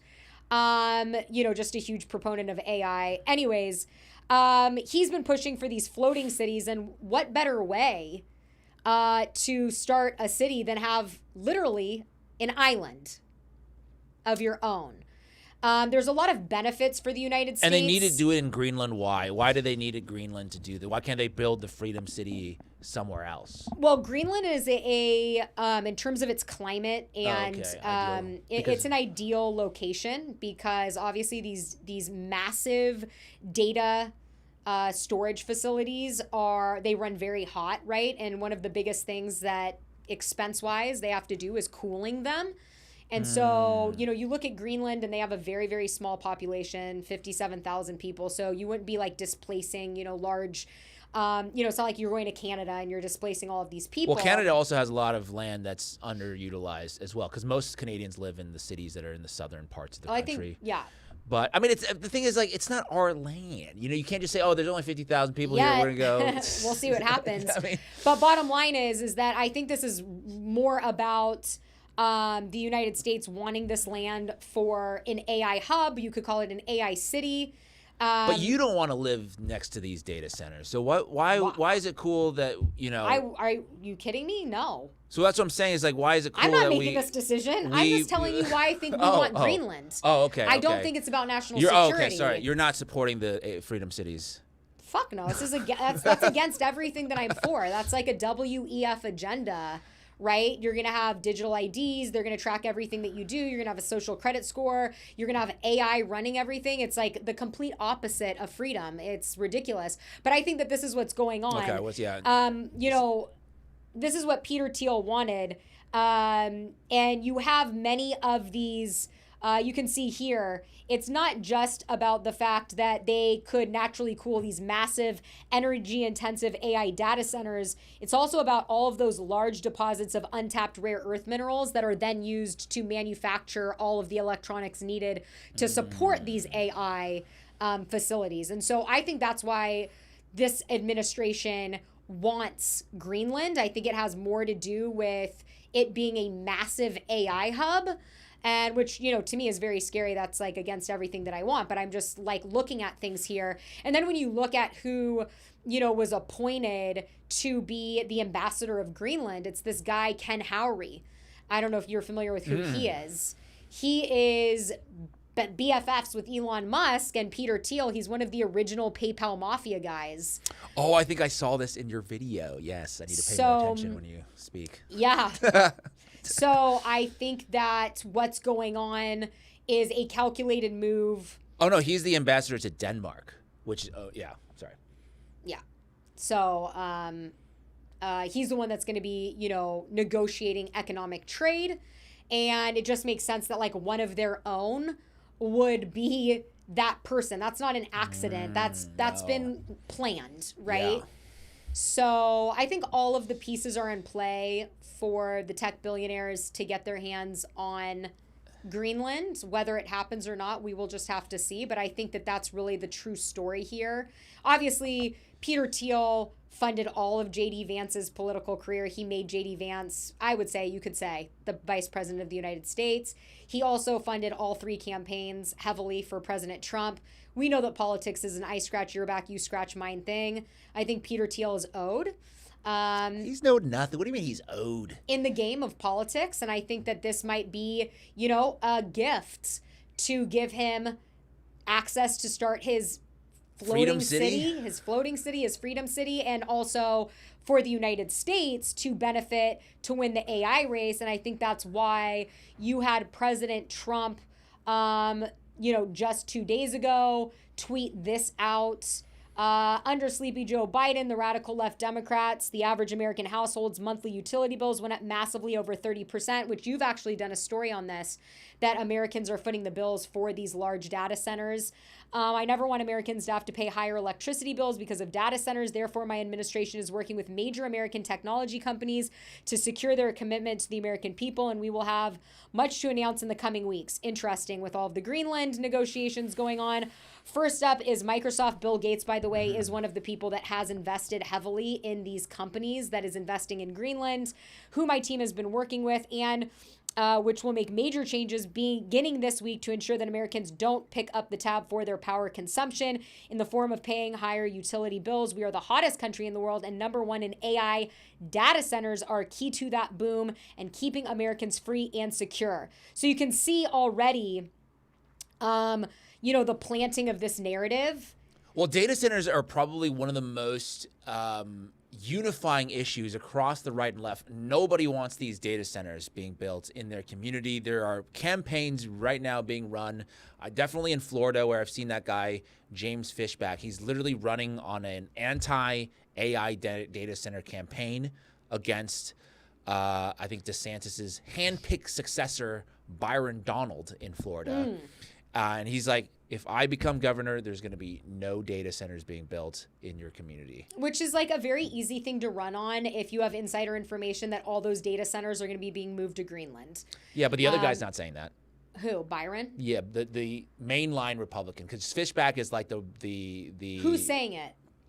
This guy named James Fishback is saying no data centers. No data centers. Oh, got it. He's running an outsider campaign. Yeah. He's one of those like rogue Republicans that are, you know, going all in on the issues that's dividing MAGA right now, and he's taken an anti-AI position. He's taking an anti-Israel position, and seems like taking quite successful against the main line. He's like, I'm not taking any AIPAC money. The other guy's taking like, you know, $20 million or whatever. I think it was on Joe Rogan, but they were talking about how future politicians are literally going to be people that didn't take AIPAC money. That's like where the trend is going. And that... Well, because it shows that you're not controlled. Right. Right? It's also... And it's not just AIPAC money, right? Because people always say, why don't you criticize Qatar and this and that? I'm like, I do. I think there should be no foreign money coming in, regardless of whether you say AIPAC are American dollars or whatever. It's still for Israeli interests. It doesn't matter. There should be none of that influence in the United States. So that's my position, right? People say like, oh no, you only care about it because of the Jews in Israel. I'm like, no, I don't want to support any of these things. I think it's bad overall. Yeah. and I don't know much about that race or anything that's going on, but I do know that Lucas Diamond, who is big on TikTok in the crypto world, and I've become friendly with, I've seen him tweeting about that guy. He loves him. Which guy? Fishback. Okay. So that's all I know. And I really trust him. He's super, super smart. But anyways, I think that's what Greenland's really about. I think it's about, the AI data centers. And I think it's a win-win for Trump would be, right, if he could purchase Greenland, because then he can be like, okay, donors, here's your gift. You have Greenland, you can put all your data centers there, and then he can also say to his constituents, I got rid of the data centers, you Americans aren't footing the bill. And so I think that could be, I think that could be the true reason behind, wanting Greenland. And then I guess the question is, can you do that, A, without military action, and B, without alienating the other NATO allies that we have?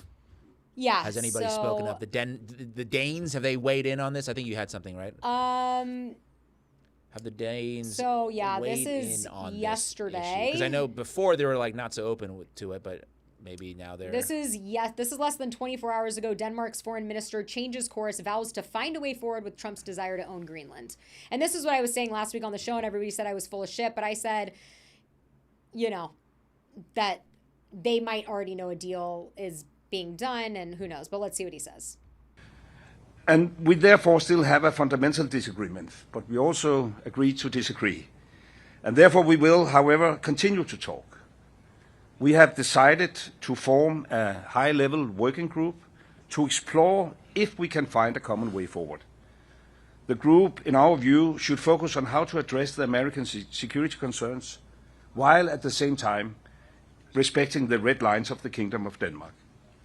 We expect that such a group will meet for a first time within a matter of weeks. And then I will pass the floor to my colleague from that Greenland, just sounds like diplomacy. It sounds like, hey, we have some disagreements right now. We're going to try to find a path forward, forge some commonality to see if we can appease both sides, see if we can find some common ground, some compromise to move forward. That's just classic diplomatic, press conference kind of. Yes, but if you read the news, right, it's, Denmark's against this, and they're going to fight, and they're going to get troops, and so it's just interesting to, see him calmly saying, we're going to, talk, and we're going to, come up with a deal. He's not saying there's no way. He definitely didn't say that. So, and that was yesterday. So I'm just going off of the most recent thing, and we know Marco Rubio's out there. I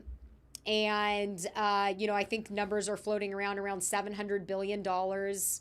And so to me, you get these little leaks, and, it might be a sign that, when you get numbers like that starting to come out, maybe a deal could be being made. I don't know. Well, yeah. Obviously the actions are going to speak louder than words, as well as, how I judge a person. I try not to be so... they call it, the Trump derangement syndrome, this kind of thing of like anything Trump does is bad. I try to just view him through the lens of, here's what you promised on the campaign trail. Are you going to be able to deliver on that? You seem to have promised a lot of things to American people. And like every president, yeah. And you seem to be delivering on very little of those things and going back on some very major things. So that's why I've gotten more critical of him, right? People are now calling me. When I was pre-campaign, people were calling me, Nazi and this and that because I was supportive of because I was supportive of some of the things like in the Maha campaign, things that more aligned to that coalition, and then now because I'm criticizing ICE. How could you get up behind and now Kamala? I'm like a lib. Well, I can't get behind Kamala. That's the thing. It's like, it's ridiculous. I didn't endorse. I didn't endorse any candidate, but I was supportive of some of the policies that they're talking about, right? If the non-intervention, I was supportive of making the food healthy and things like that. Yeah, which we have, there's been some movement with Maha. I'm not, there has, yeah. I'm not totally, like, oh my God, but the changing the childhood vaccine schedule, taking a bunch of those vaccines off, getting food dyes out. There's been some movement. So I am happy with, because that was my main thing, right? I'm a very passionate about our food and our water and our air. So I like to see a little bit of progress there. Yeah. And mainly my vibe is I always just basically scrutinize the people who have power. So like right now, Trump's in power. So a lot of my attention is going to be focused on holding him accountable. And like, for example, when Biden was in office, I was trying to hold him accountable for his non-action, his auto pens and things like that. You know what I mean? Yeah. So that's where I think I piss a lot of people off on both sides, is that I'm just going to hold whoever's in power accountable, because I think with great power comes great responsibility. Yes. So if you have great power, I'm going to expect you to use it responsibly versus, you know, willy-nilly doing whatever it is that you want to enrich your buddies and other things. So I do think it's very wrong of him to not be releasing, and not even just releasing the Epstein files, but like prosecuting some of these people that you know have molested young girls. And now you have even Fuentes the other day said something insane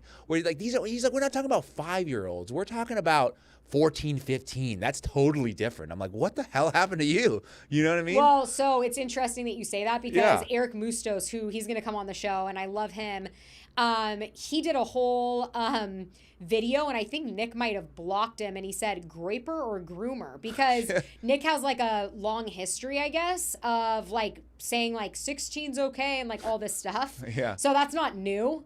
Actually, that's like what he's been saying. So that is consistent with his brand. But you're before we get on to the Epstein thing, just quickly, I'm just curious. So, like, if the United States gets Denmark's approval and NATO's approval and we buy Greenland, are you going to be against that? No, I'm not necessarily going to be against that, because if you do it through diplomatic channels, that's how it's been done for years. Like Right. you say in the past, it'll like, be the Louisiana Purchase of our time. sure, and nobody can really argue against that, right? Yeah. It's, and then to me, after that point, it's like, okay, how are you treating the people of Greenland? Right. Right. After that, it's like, are they being taken care of? Because what happened after the Louisiana Purchase that I have a big problem with, obviously most people have a big problem with nowadays, is like, oh, we basically ran roughshod over the Indians, we killed them all, and we gave them all, you know, whatever the disease was, smallpox and shit like that, and we didn't give a shit. We basically continued to make promises to them and say, oh yeah, you get to keep this part of the land, and then as soon as that they say, okay, fine, and then we're like, no, we're going to take a little bit more and this and that. And so I think those things are obviously wrong, because it's what I oppose currently with the Israel-Gaza situation. It's like you have to be humans about this. It's like people were living here. So it doesn't matter if we purchase this land. There's people living on this land right now. It's not completely empty land. So then are you going to go in and be like, we're putting an AI data center right here, and you know, we don't care because we can, right? You wouldn't want that happening in your community. I wouldn't support that happening in their community. No, it's happened a lot in Washington, where just these huge AI data centers are popping up, you know, in these like more rural areas where, you know, the big tech companies are moving. Yeah. So yeah, it will be interesting to see what happens. But obviously a purchase is not troops on the ground, and there's a lot of noise about that happening. And so I just try to say, I'm just trying to be like, let's see, right? Because we just don't know. And I think a purchase is going to be made. Well, I hope they can figure that out, right? Because that's way better than war, right? Yeah. You know, going to war with our NATO allies. Because I do think there's value in keeping a strong alliance with Europe, right? You don't want European countries to be pissed off at you, right? Because we need them as trading partners. They're an ally in the region, right? You don't want them to now feel, oh, maybe Russia is the good guys, you know? They don't do this to us. Whatever, you know, because I think a lot of the actions that we do drive these opposing countries that would be our allies to like China or Russia out of necessity, right? Because they're like, Iran is like really close to China. Well, you gave them no choice. Just like how the Democratic Party pushed RFK Jr. to be on Trump's administration. It's like they could have had RFK Jr. They could have had him as their candidate. Exactly. Yeah, they could have, but they didn't want that because they have other interests. So that's because they're in bed with Big Pharma, and they would never have RFK Jr. And by the way, I think RFK Jr. would have beat President Trump if it was a head-to-head. 100%. Well, head-to-head, yes. I would have voted for RFK Jr. Yeah. You know, they did not want him on the debate stage. They went through such lengths to make sure him and Nicole Shanahan's campaign was just completely, you know, That's ruined. true. Yes. They sued them in every single state It's that they tried to get on the insane. ballot for. That they got on the ballot. So they'd get on the ballot and then they'd sue to get them off. Right. It was like insane. And that's one of the reasons why I would never endorse the Democratic Party for Democracy, because they're one of the leading, I think, forces against democracy, because they do it in different. I think both parties are anti-democracy in kind of different ways. Democrats are like more like tactical about it through lawfare. Republicans are just straight up, they're more overt about some of the anti-democratic Butch Ware talked things. about that, right? Oh, that the Fox. the Republicans at least tell you what they're going to do, and the Democrats pretend they're going to do something and do something different. He said something like that, Something right? like that. Which, you can argue. I saw a video that one of the MAGA accounts posted there. It was during like Obama's ICE regime. And they're like, look, Obama was doing the ICE thing too. Like, you guys didn't say shit about it. I said that on our show last week.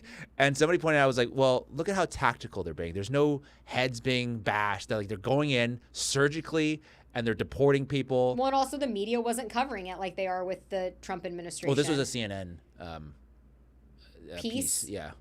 So they were probably, they were covering it. But I think you can't argue that it's being done differently now than it was 10 years ago. Yeah, I don't know enough about it. I think right now they're making a big show. Like, there's no reason why ICE should be doing social media, right? Kristi Noem is like, you guys need to be out there filming content.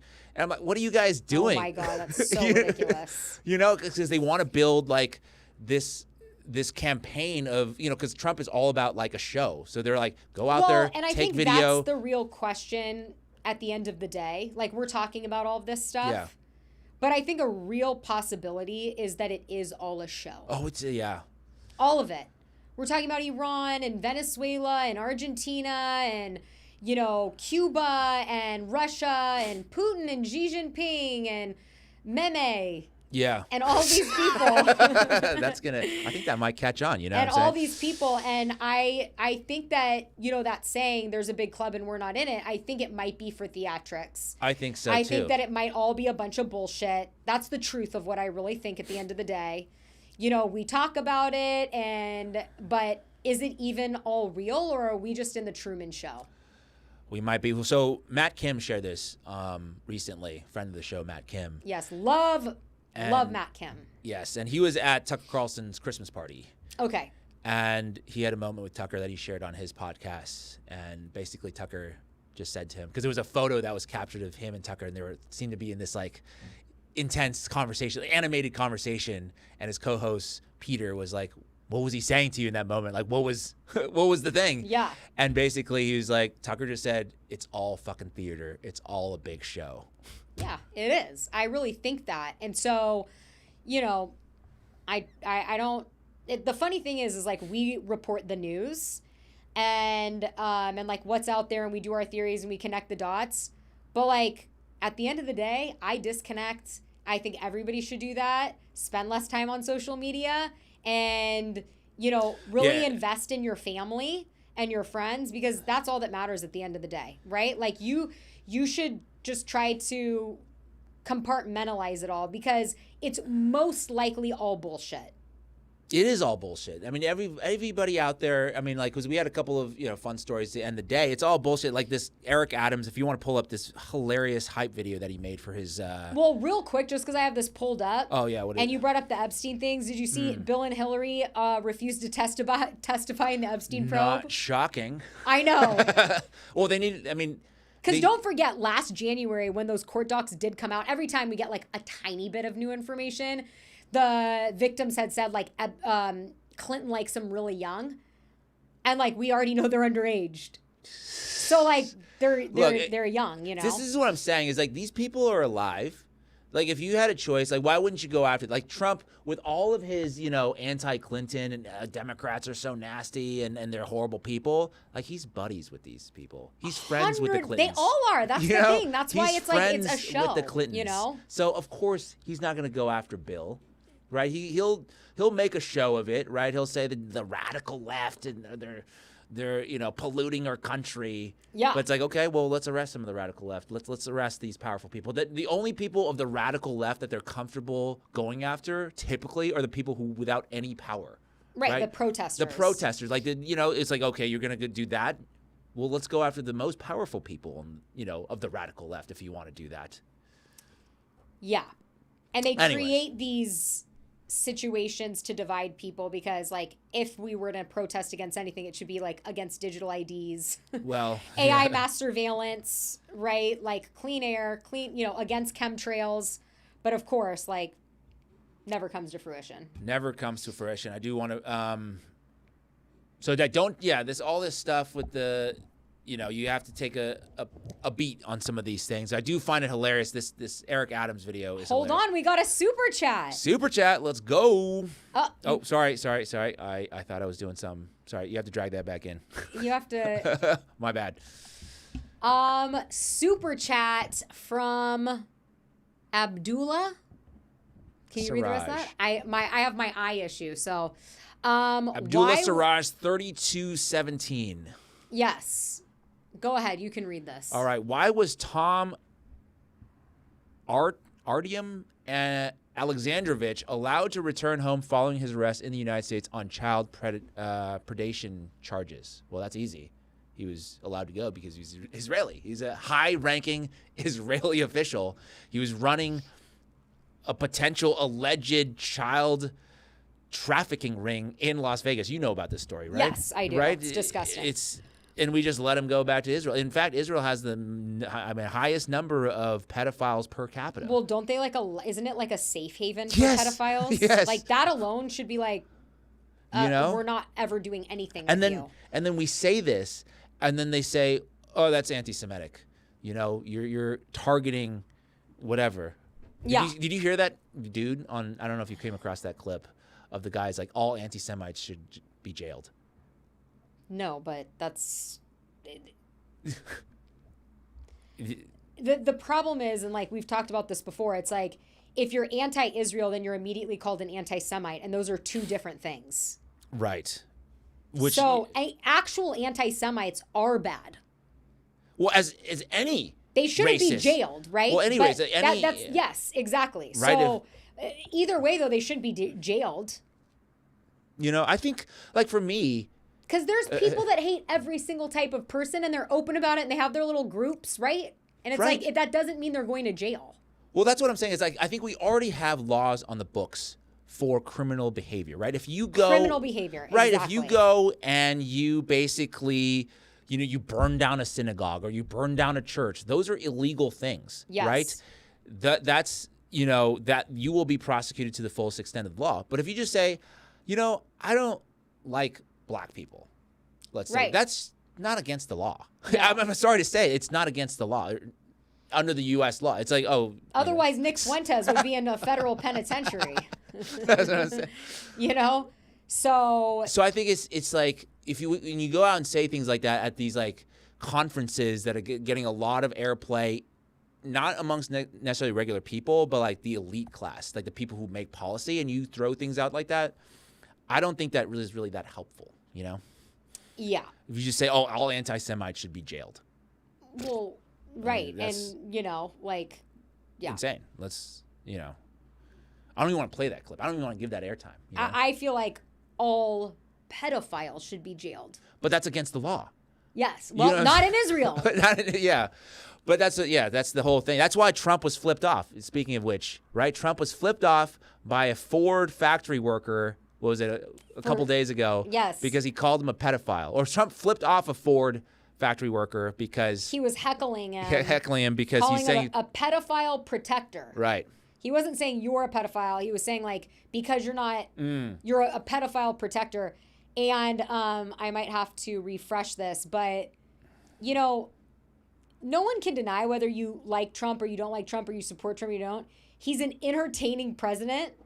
Yeah. And the fact that he does stuff like this, which is so not presidential, I saw this and I did laugh because it is comical. If everything is scripted, they're doing a good job throwing some humor in here. Look at this.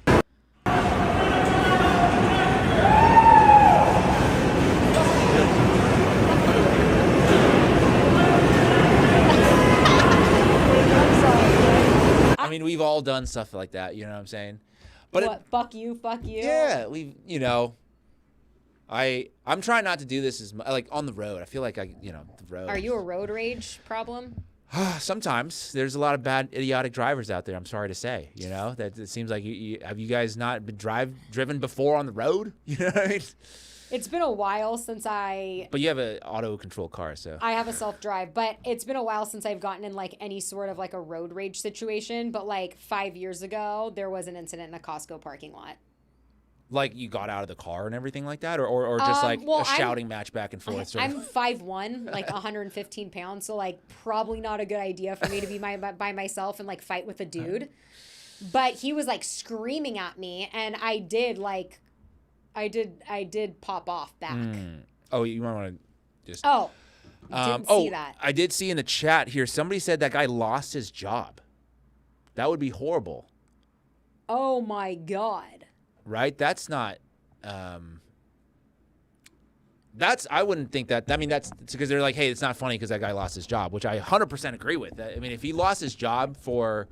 I didn't know that Ace Tate 909, who's, very critical of everything that I say on the chat. Is he? Yeah. You're but like, I agree. That's not funny. But Trump doing that is funny to me. I'm sorry. No, so that the blame there should be placed on the Ford company. Motor company, right? If he lost his job because he's calling out everybody should be allowed to criticize the president, okay? Especially for something that's true. In the United States, Yeah. That's like what the laws are written for. Right? Especially if what you're saying is true. He is protecting pedophiles. He literally is. Yeah. That's like by definition. And so is every other president that has not allowed these files to come out. That's why they're all in this club. Exactly. We'll throw Biden in there, right? Because it's their donors or whatever. Who knows? Well, both sides are implicated in this. That's the whole tricky thing about this whole situation. But it would be Biden. It would be Obama. It would be Clinton. Did Obama know about this? Because Obama I'm sure they knew about it, but there was no like indictments or anything like that during his presidency, right? When was? Oh no, it was. It was because it was in Florida. It was a Florida state prosecution. And they had like 100 and something victims, and then somebody came in. That's right. And said no. Like they let him go because the guy, Obama's, I believe. I think it was 2012. Yes, Alex Acosta, who was U.S. attorney. Yes. Said that we got to let this one go because Epstein is part of intelligence. And then Clinton. Right. Well, okay, so Clinton was personally involved in the situation. So pedophile protector, including himself. He might be an alleged pedophile. I don't know. I'm not going to say that. Yeah. But it's a lot of the victims have maybe Nick Fuentes wouldn't consider him a pedophile, okay, but most people would. Right. Right. I mean, I guess it is up to debate. I don't know are there other countries where the age of consent is younger? Probably. I think 16 in some countries, right? Yeah. But we don't live in that country, so. I mean, I think there were a lot of states up until recently where, you were 16. Like the marriage laws were like 14 and 16. Yes. Okay. Acetate 909 says, Dani, I like you. Just critical because I like this podcast and expect more from someone as intelligent as you. Thank you. We're best friends now. You guys, Which is like the audience that we want to foster We want to foster people who challenge us. We don't necessarily want, an army of, we're not necessarily trying to build a cult here is what I'm saying. Like, we're not above criticism. No. As long as you watch the show, you're welcome to criticize us. Yes, because I will not be looking at the comments anymore. Unless live. Live comments I look at, but we have made the decision that I will not look at any of the show's comments. And so I will only look at the live comments, and that's just, you get to that point in life. I just have to be myself and do my best. And I really do try to do my best. And, but I do not know shit. That's the truth. Okay. I'm learning every day, and I'm trying to sift through all the bullshit. But I urge everybody, do your own research. Don't take what I say for facts. Don't trust I'm just doing my best. That's it. Yeah. Well, that's all we're all trying to do. No, not everybody is trying to do it. No, that's true. When I go out in the world, I'm looking at like 90% of the population. I'm like, you ain't doing your best. You ain't doing your best. You ain't doing your best. When I say we, I'm saying you and me. Yes. You and I. Yes. We're trying to do our best. And that's why we've never taken advertisers and been like, our opinions are free and they're not bought and paid for. And we are giving you the unfiltered truth from our point of view and having like an honest conversation, because we think that should be allowed in this country. And what happened with Charlie Kirk, you know, it's obvious they're trying to silence these types of conversations. And I think that that's like what we're trying to stand up and still have. Even if like I get dragged or you get dragged, it's okay, because at least we're having the conversation. Yeah. I don't care about being dragged. No, you don't. I don't care. I do care about being dragged by like personal friends have reached out to me from time to time and again been really upset about some piece that I do. I do care about that. I do care about, I mean, I try to do my best. So if I said something that was offensive, I want to hear why it pissed you off. You know, I'm very open to that. But I am trying to, you know, I'm just trying to do my best. Yeah. And if you want to click, I just want to follow up because I'm very curious what happened to that Ford guy. If you click on that Detroit news, I do want to understand what the hell happened here. Trump makes obscene gesture, mouths expletive at Dearborn factory heckler, now suspended. Go down. What happened to him? Oh, so maybe he's put on leave for a week or something. I did. Let's go down. I want to see what happened to the guy. No, this is just describing. Oh, here we go. TJ Sabula, a 40-year-old auto worker, local 600 line worker, told. Oh no, that's not the guy. Yeah, has been suspended from work pending an investigation. As far as calling him out, definitely no regrets whatsoever. Yeah. I love that. And believes he's been targeted for political retribution for embarrassing Trump in front of his friends. You know. Oops. I love that. I love that for him because he's like, I said what I said. Yeah, exactly. Sabula identifies as politically independent and said he would never voted for Trump, but has supported other Republicans. He estimated that he was 60 feet away from Trump on Tuesday and that the president could hear him very, very, very clearly. I don't feel as though fate looks upon you often, and when it does, you better be ready to seize the opportunity today. I think I did that. Damn. This guy, I would say... Let's have him on the show. TJ Sabula is an American hero. These are the type of heroes that I'm all about, you know, gassing up. Because these are the people that you need. You want people to be outspoken against the leaders, no matter who it is. I mean, if that guy was doing it to Biden, I'd be like, fuck yeah, because Biden... I mean, people were doing it to Biden. I don't know if you... when he was running for president, like, people were, like, yelling at him. And did I know? Are you kidding me? Yeah, his handlers... I was leading the charge.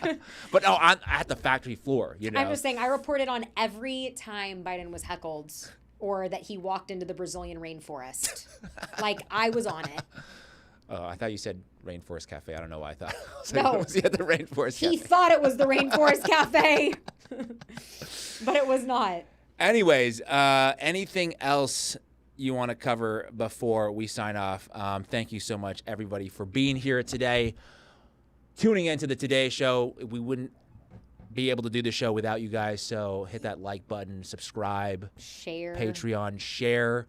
We welcome all open conversations. You're welcome to shit on me. You're welcome to shit on Dani. Do it respectfully. I mean, like, I wish you wouldn't say that. No, okay. You're welcome to praise us as well, right? You're welcome to... No, whatever you guys think, Look, you have to be... I'm a free speech absolutist. Exactly. You know what I'm saying? So I exactly. can't say, don't say that, don't say this. You know? The thing that pisses me off, not the most, but, like, it's a pet peeve of mine, is when... people on the internet, these like God sad type of people. He's like, I'm a free speech absolutist, except they're like, well, no. Then you're not. Then you're not. And like, I've never deleted a comment from my personal pages or on the YouTube, but like, I am a human, and like, you know, sometimes I'm doing my best, and you know, having people call me a dumb bitch 45,000 times, like, of course, it hurts my feelings, which is why I am just not gonna look at the comments and just continue to do my best. And James even said, do you want to hear about the good comments? And I said, no. Well, here's a good comment. Ryan Burton, 1456, the best live show on YouTube. That's what we love to hear. Oh, thank you so much. I am so appreciative of that. Yes. And get the comments in, because guess what? I ain't looking at any others. Wait. Last one. Last thing of the day. Sorry, real quick. Can we squeeze in Eric Adams hype video? People need to see this. This is hilarious, what he was trying to do here. Speaking of bad investments, right? Don't do it has, these. No, play the video, though. Sir, good to see you. Let me go back. Second black mayor of New York City. There you go, brother. All right, take care. I can't believe this. Thank you, sir. Good to see you. God bless you.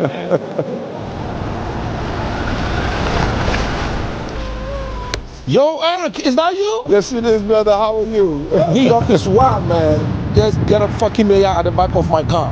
That's New York. I always say there are two types of Americans. Those who live in New York and those who wish they could. No, I don't. Mayor, big moments? Yep, big moment. We're about to change the game. If you can't make it to New York, we're going to bring New York to you. $32, man. Cash or credit card? You got some of the New York City token? We'll get you some, brother. This thing is about to take off like crazy. Okay, the NYC token. Okay, no, go back to the post. Okay, it says proud to go up to the top here. Proud to launch Buy NYC token, a new token built to fight the rapid spread of anti-Semitism and anti-Americanism across this country and now in New York City. Oh my God. And then you go down and it says former Mayor Eric Adams immediately withdrew his liquidity from the coin in what is typically called a rug pull. Oh my God. Oh my God. So I went on blast. I was like, Eric Adams is an anti-Semite. See, he launched that coin to fight against anti-Semitism, immediately rug pulled the coin. Oh my God. No, I literally, like, you told me yesterday, like, oh, Eric Adams started a crypto coin. And I was like, oh, cool. Like, we'll talk about it. Yeah. I didn't know any of this. This is crazy. Also, like, in that same post, like the video is fucking classic. Oh my God. And then his reasoning for even launching the coin to fight anti-Semitism, and then immediately rug pulls. I mean, that's a trifecta in one post. Oh my right God. There. Someone said, pull it up again. The Eric Hawk Tua Adams. Oh my God, that's hilarious. That was the last Robespierre. Oh no. Robespierre. Robespierre. Who? I feel like I should know who that is. If I am pronouncing anything wrong today, I'm going to blame it on my eyelash follicle being clogged. But in the future, you'll know I just can't read. Maximilien Francois Robespierre was a French lawyer and statesman widely recognized as one of the most influential figures of the French Revolution. Okay, I don't know anything about this. I'm ignorant. Oh, I thought you were saying that's who this is. I'm like, I don't think that I don't guy's know. Wait, alive. is that what he's talking about? Didn't you say something about Robespierre? No, yeah, that is his name. Oh, the last Robespierre. Okay, the name of the person of the commenter. Yes. I thought they were trying to pull up Robespierre. I'm like, who's Robespierre? And that's why I thought you were looking up, and I'm like, I don't know that person's alive anymore. Oh, but man. anyways, Eric Adams, very embarrassing. I mean, not even embarrassing. Like, that's just criminal behavior. Kind of a cool commercial. Like, what up? What up? Kind of. He's like, I'll get you some NYC token. Don't worry. We'll get you the tokens. I also gave P. Diddy the key to the city. Yeah. Like, oh, my God. Not a great track record. Anyways, we'll see you back here. Let's see. Schedule. I think we are regular time next week. Yeah. Thursday. We'll keep giving updates with Live the dates show. and times. Yeah. James is going to Japan on a little trip coming up. Secret trip. Secret trip that I just made unsecret. I have trips coming up, but we've got some good shows. And we're going to be bringing on some other content creators that are in our space. Eric Mustos, Moon Henry, if you're familiar with him.